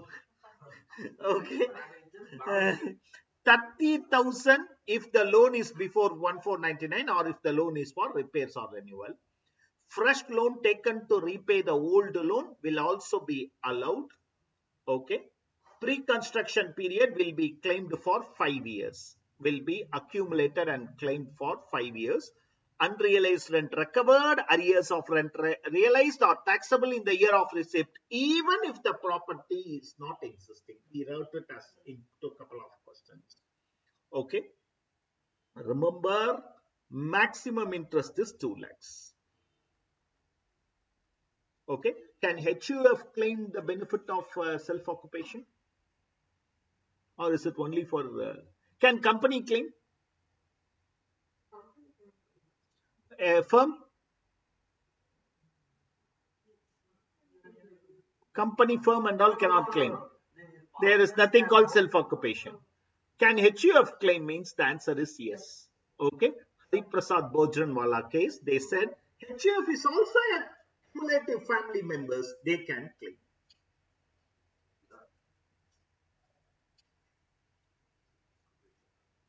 நேத்தி வெங்கடேஷ்னு ஒரு கேஸ்ல பார்த்தோம். That is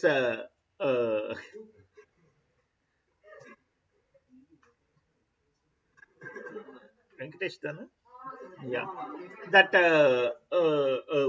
can I add in the perquisite value the deposit that is given? Okay. Assessing officers, next question. You said this is the value. Okay.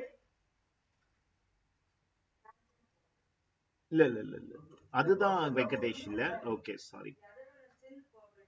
இல்ல சாலரிஸ்ல ஃபர்ஸ்ட் கேஸ்ல போறேன். Salaries first case. Advance amount given by a company. Yeah, what is the citation? Shankar Krishna. Okay, Venkatesh is house cooperative. Now I can use here. Okay, now coming back. Can interest be added? Can interest be added? And notional interest on interest-free deposit received by an assessee in respect of short let out be brought to business income or income from house property? I got a interest-free advance. The answer is notional interest is neither assessable as business income nor higher. Okay, I got advance of 10 lakhs. Apart from that, I am receiving rent of 10,000, 1 lakh per month. In the 10 lakh or interest varum. Vanduduna de epriyum. No, I will take a notional interest to house property. That provision, when the provision is not there, the assessing officer cannot take it.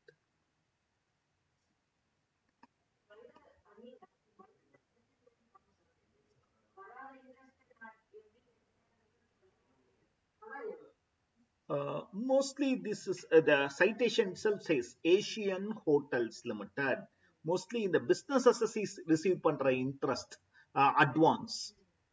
Okay, அது அவங்க businessலயே invest பண்ணுவாங்க. They will not keep it deposited elsewhere. So they might have asked what is the notional interest for this. Please go through the chapter once.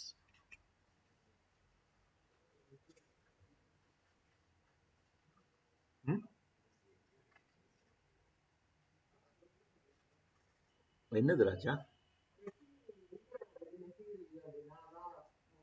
Yeah, I'll give you tomorrow morning.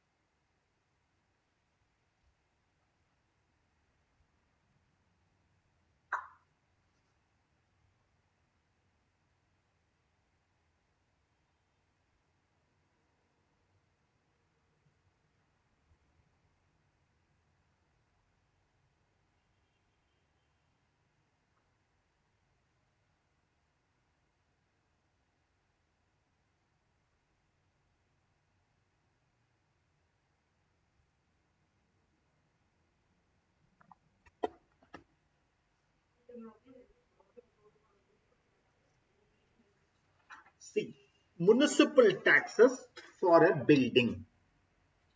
The building is used as a house property. Municipal taxes should have been paid before the year to get the deduction. If municipal taxes is paid in April 22, May 22, you cannot get deduction in 21-22.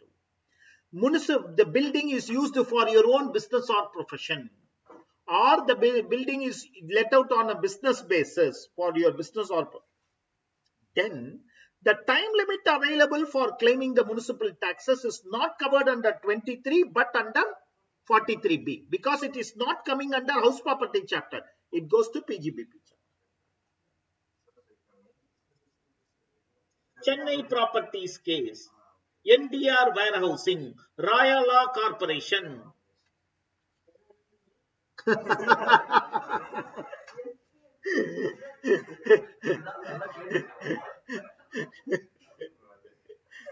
Padwa rank பண்றான்.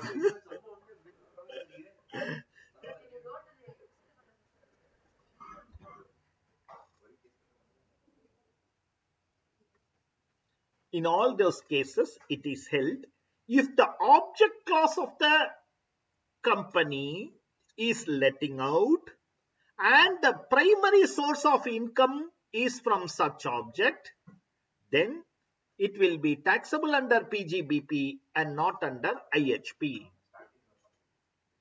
Yeah, ஆமா second கிளாஸ்ல பார்த்துட்டோம். Naturally அவனுக்கு மறக்கிறதுக்கு he has all the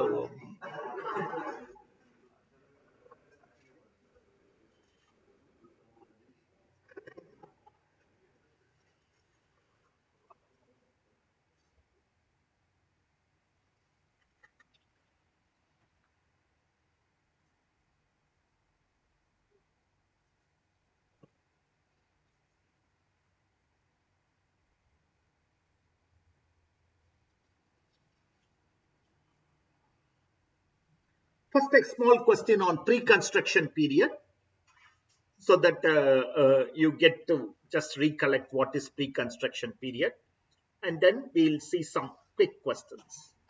Aravind had taken a loan of 5 lakhs for construction of property. Interest was payable at 10%. The construction was completed on 36/21. No repayment of principal was made. Compute the interest allowable for your assessment year. This leads us to a question: what is pre-construction period? Pre-construction period is the period preceding the year in which the construction is completed, not the date. Yeah, the year in which the construction is completed. So, in the 36/21, you should leave 21/22. Yeah. So, interest up to 31,321 should be accumulated and claimed in 5 years. Okay.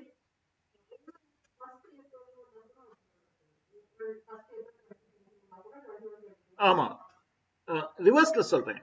Even if it is 31st March 22, you should leave 21, 22 and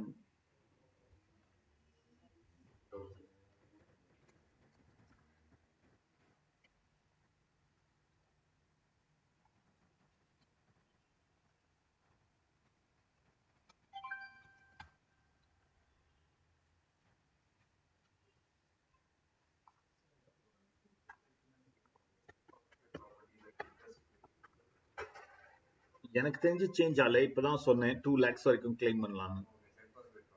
ஆமாம்.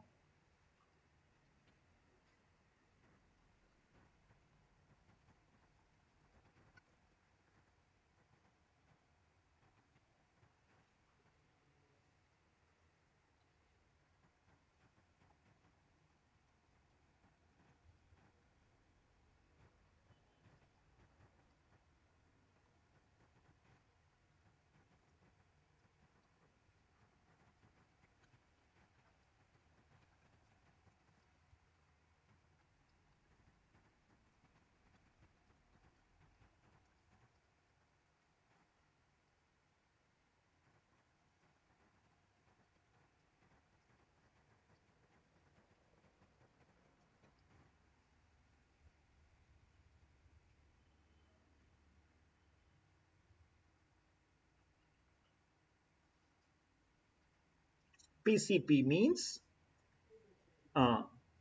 okay, period preceding the year in which construction of property is completed. Okay, year of completion is 21-22. Therefore, PCP in this question will be 1/10/22 31/3/21.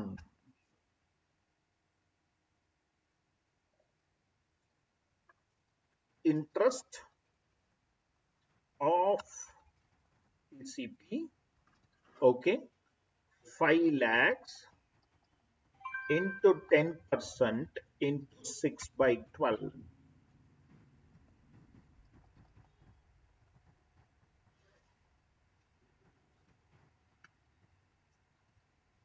PCP interest will be claimed in 5 equal installments. 1/5 of PCP interest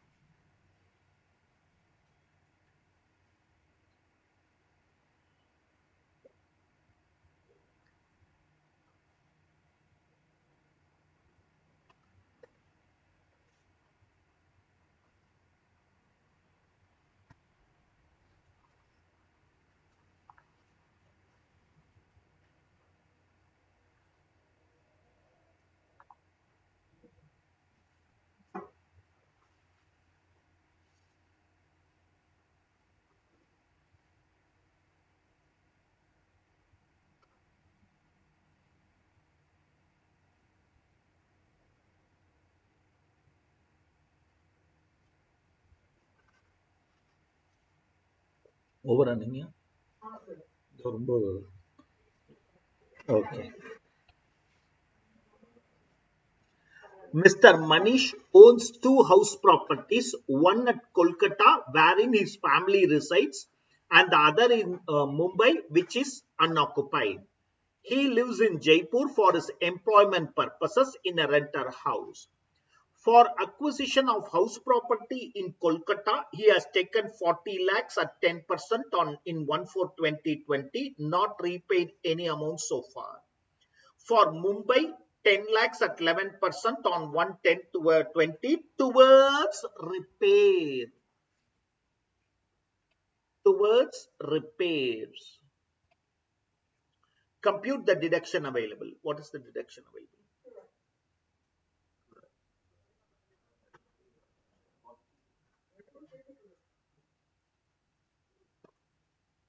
ரிப்பேர்ஸ்க்கு தனியா ஒரு 30 claim பண்ணலாமா? முடியாது.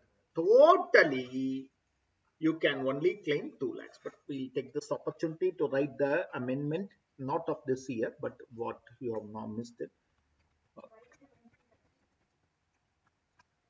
Normally, for repairs, the maximum deduction you can claim is only 30,000. For house purchase or construction, 2 lakhs. For repairs and renewal, 30,000 for self-occupied property. Okay, but both put together also your income, your interest cannot exceed 2 lakhs.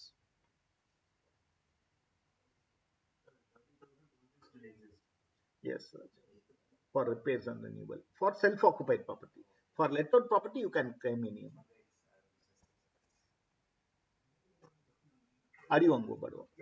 Let-out property interest can be any amount. It has nothing to do with business or profession. நீ வேற லெவல்லயே யோசிக்கிற. Assessee has the benefit of claiming both the properties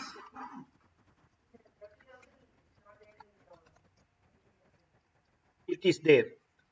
Interest நான் within bracket கொடுத்திருப்பேன் பாரு.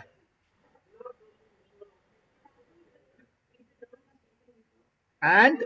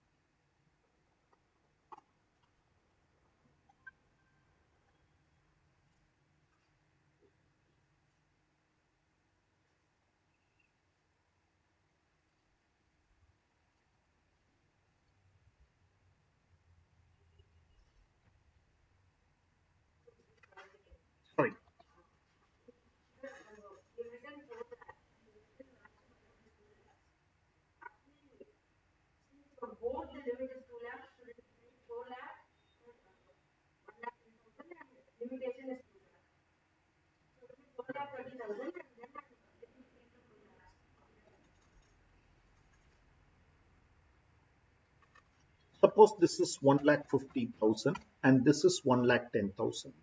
Then in that case, your answer might go long. 150 plus 110 நீ 260 போட்டுருவ. But 180 தான் allowed. ஏன்னா இதுல 150, இதுல 30. நீ இப்ப என்ன சொன்னா என்கிட்ட, சார் 4 lakhs இங்க போடலாம். Qualifying amount is 5,10,000. Deduction is 2 lakhs தானே சார் நீங்க போடணும் அப்படின்னு நீ சொல்ற.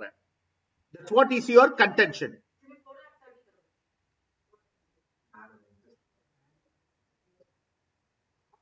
You say that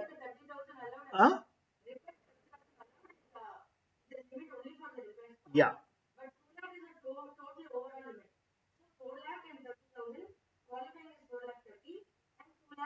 When you are taking 30,000, why are you not taking 2 lakh? Then you take 4 lakh and 1,10,000 and the total is 2 lakhs. Yeah. If you go by that, the mistake will happen like this.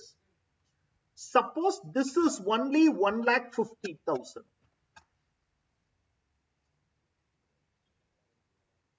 Now, this you would have put here 1,50,000. And if you have taken this total, 150 plus 110, 260, you would have given 2 lakhs. But actually allowed is only 180. That's why everywhere you should be very cautious.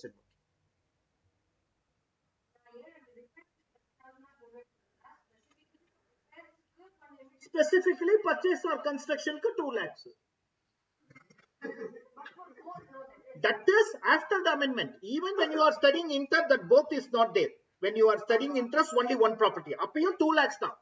Lawல என்ன பண்ணாங்க, self occupation can be claimed for 2 properties amend பண்ணாங்க. ஆனா interest amend பண்ணல. So this is the way to work.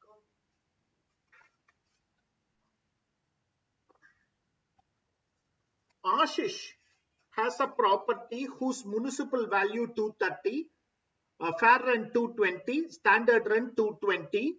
The property was let out for 21,000. Unrealized was 21,000 and all conditions are fulfilled. He paid MT of 10% of municipal value. Interest on borrowed capital 40,000. Compute IHP. You should not see the screen at all. Sorry, sir. Yeah, okay. I will freeze for you here.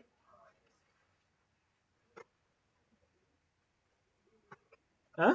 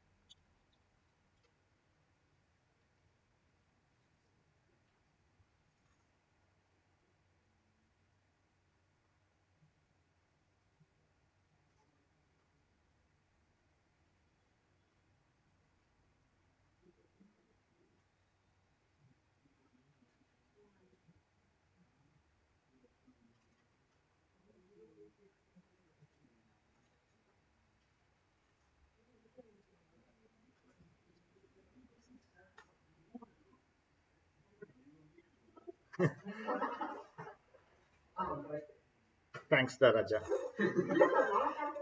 அப்படி எனக்கு சொல்ல you are right அப்படின்னியா, அதனால நான் சந்தோஷப்பட்டேன்.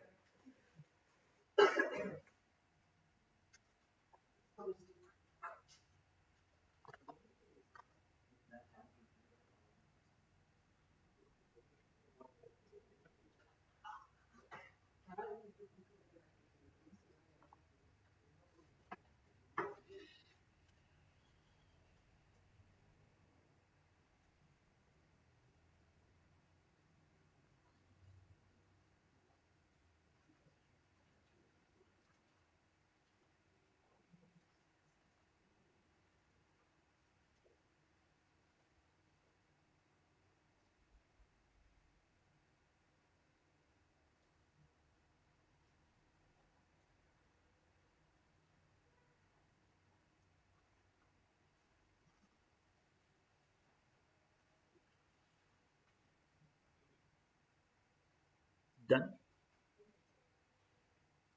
I hope Srimati Rajalakshmi owns a property at Adayat, Chennai. MV 5 lakh, FRV, SR. The property was let out for 50,000 up to December. Thereafter, the tenant vacated and she self-occupied. Rent for the month of November and December could not be realized. All the conditions are satisfied. She paid municipal taxes 12% during the year. She had paid the interest of 25,000 during the year for amount borrowed for repairs of the house property. Compute her income from house property. Okay. I will not proportionate this municipal value for rental value. I will take it fully. Sir, 9 months தான் let out. 9 months தான் எடுத்துக்கணுமா? இல்ல. It is for full year. The law has said it is deemed to have been standard rent. Actual rent தான்.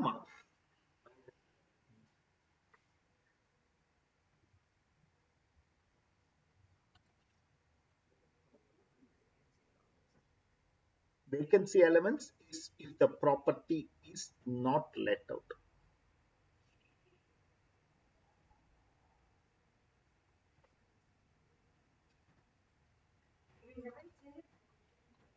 So far, yes. இது vacancy allowance. நிறைய question போட்டிருக்கோம். Special cases of கம்ப்யூட்டேஷன்ல first பார்த்ததே vacancy allowance தான்.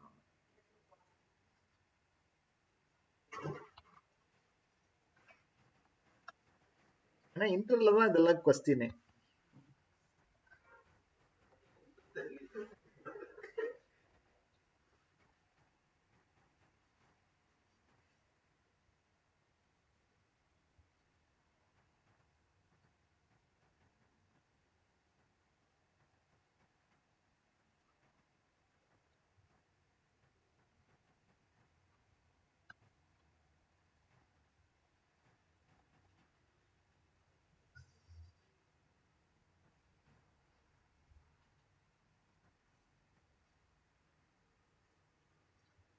5 lakh or 420, whichever is higher.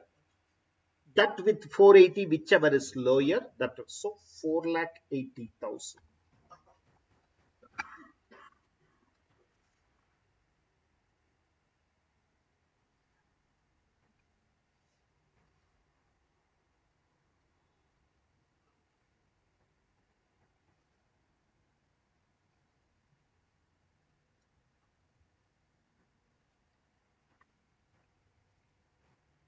Into 9 by 12 empty period for let out period. Okay, 5 lakh into 12% into 9 by 12.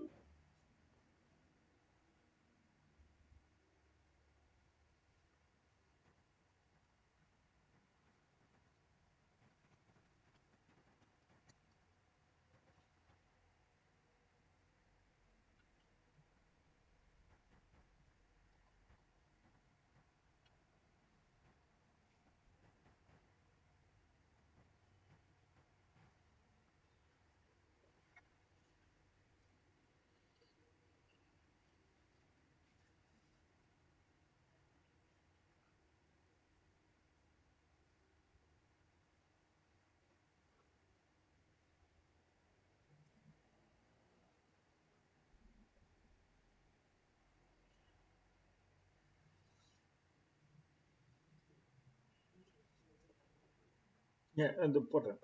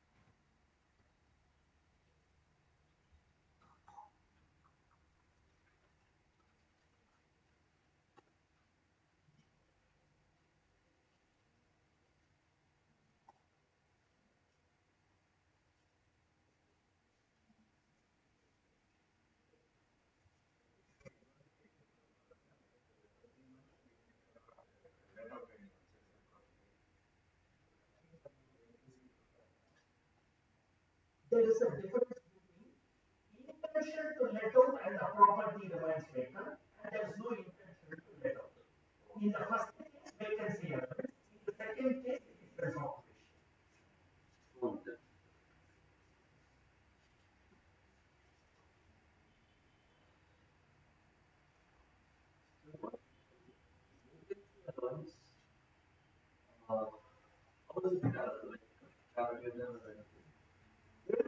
Number of months of it.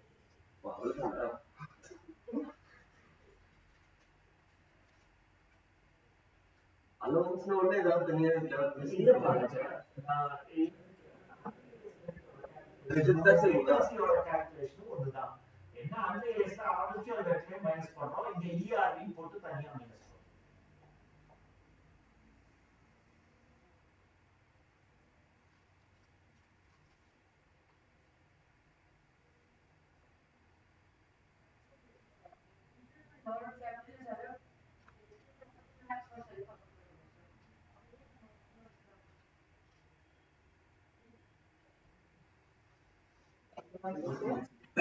யாருக்குமே புரியல.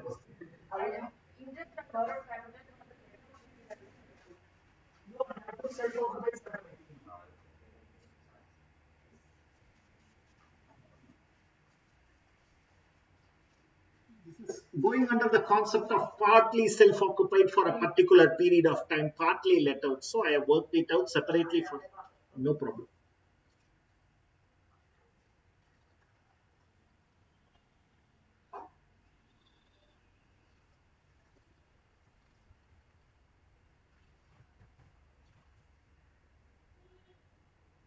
This is an excellent question of tax planning.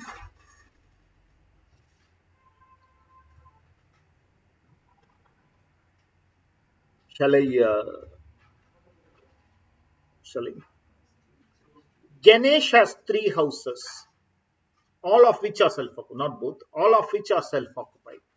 The particulars of the houses are MV, FRV, SR, date of completion or purchase. So remember, the first one is 31,399, maximum is 30,000.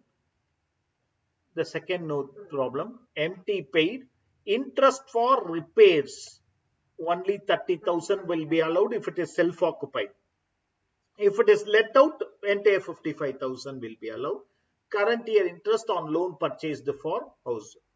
Compute Ganesh income from the property and suggest which house should be occupied as taken as self-occupied, so as his tax liability is minimal. So I will work out for all the 3 combo work பண்ணும். If house 1 and house 2 are self-occupied, house 3 is considered as let out, deemed to be let out. Option 2, option 3, like that. Read through.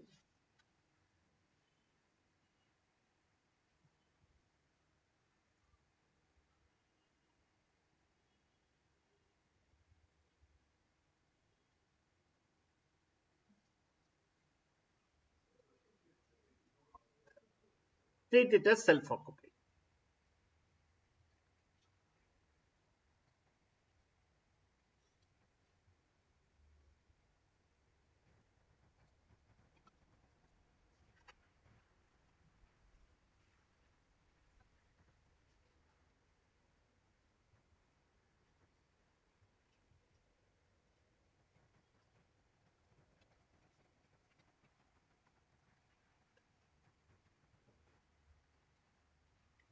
Option 1. I treat house 1 and house 2 as self-occupied and house 3 as deemed let out.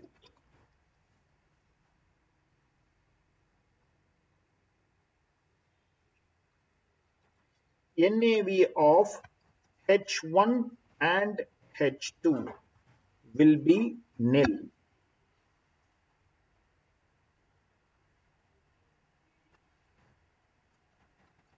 Less interest for H2. Interest for H2 restricted to 30,000.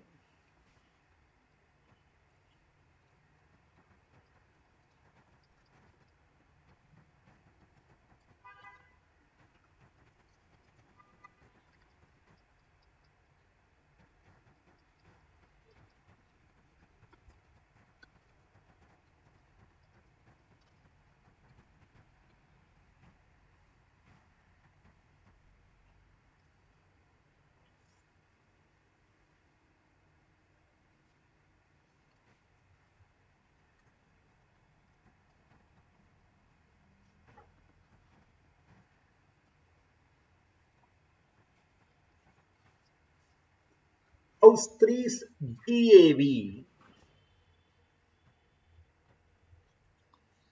330, 380. So 380 will stand. That with 375 will stand. Repeating, 330 or 380, whichever is higher, 380. That compared with standard rent, whichever is lower, 375 will stand.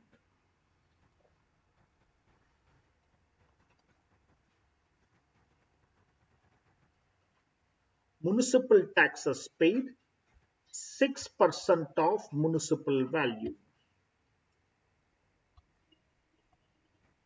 3,30,000 into 6%.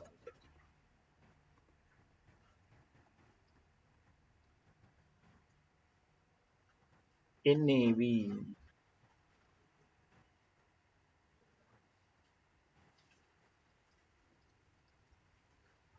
Standard deduction at 30%.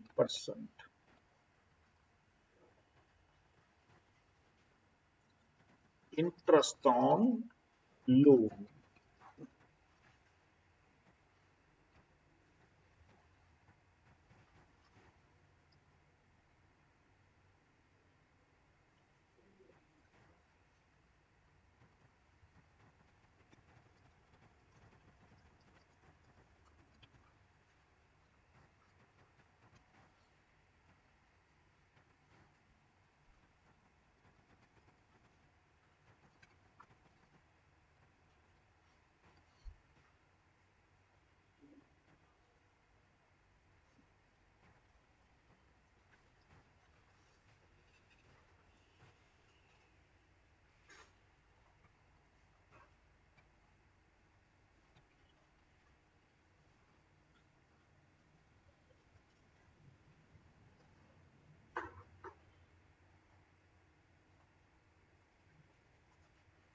Correct? Yeah, 43,640.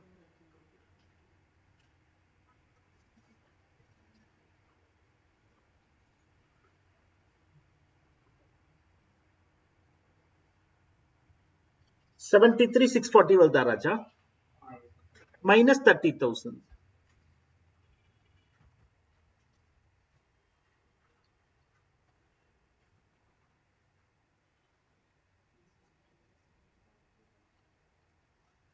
Option 2, house 1 and house 3 as self-occupied, house 2 as deemed to be let out. So what happens? The option here is NAV nil and interest on house 3 is 1,75,000.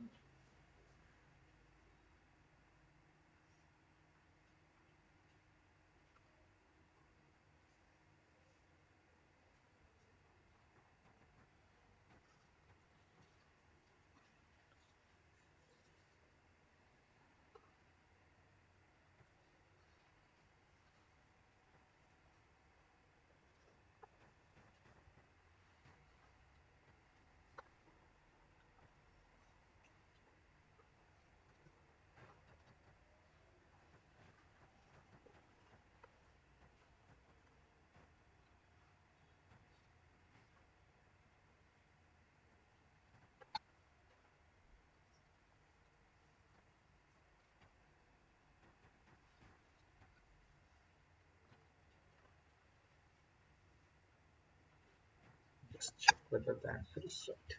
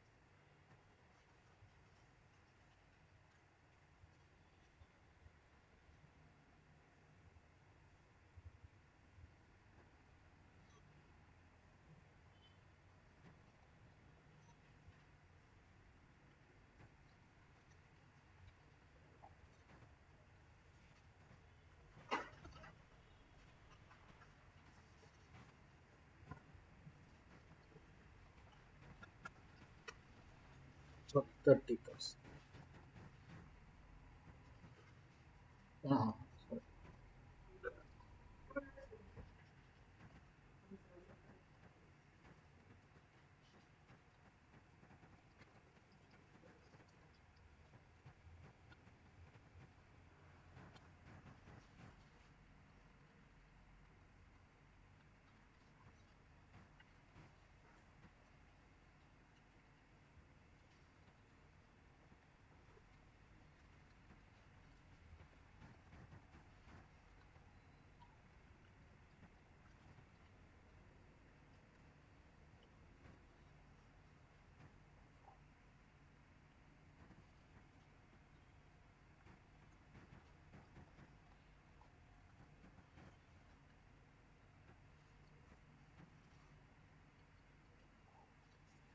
So option 2 is better, right? In terms of tax planning.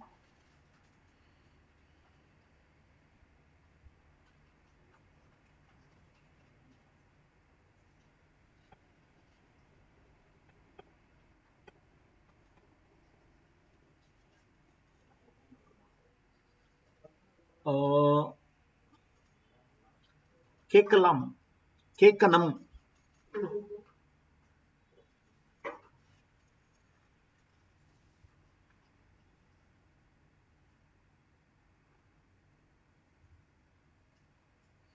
எக்ஸாம்ல வராது ப்ராக்டிக்கலா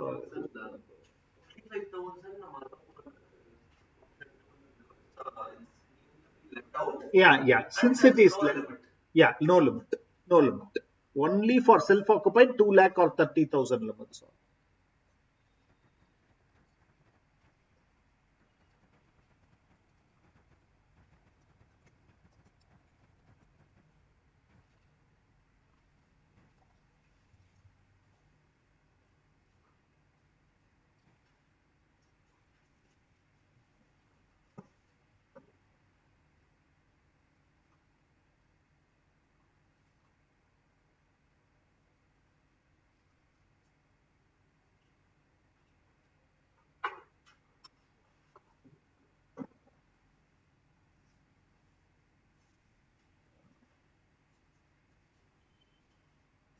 Option 2 is more beneficial.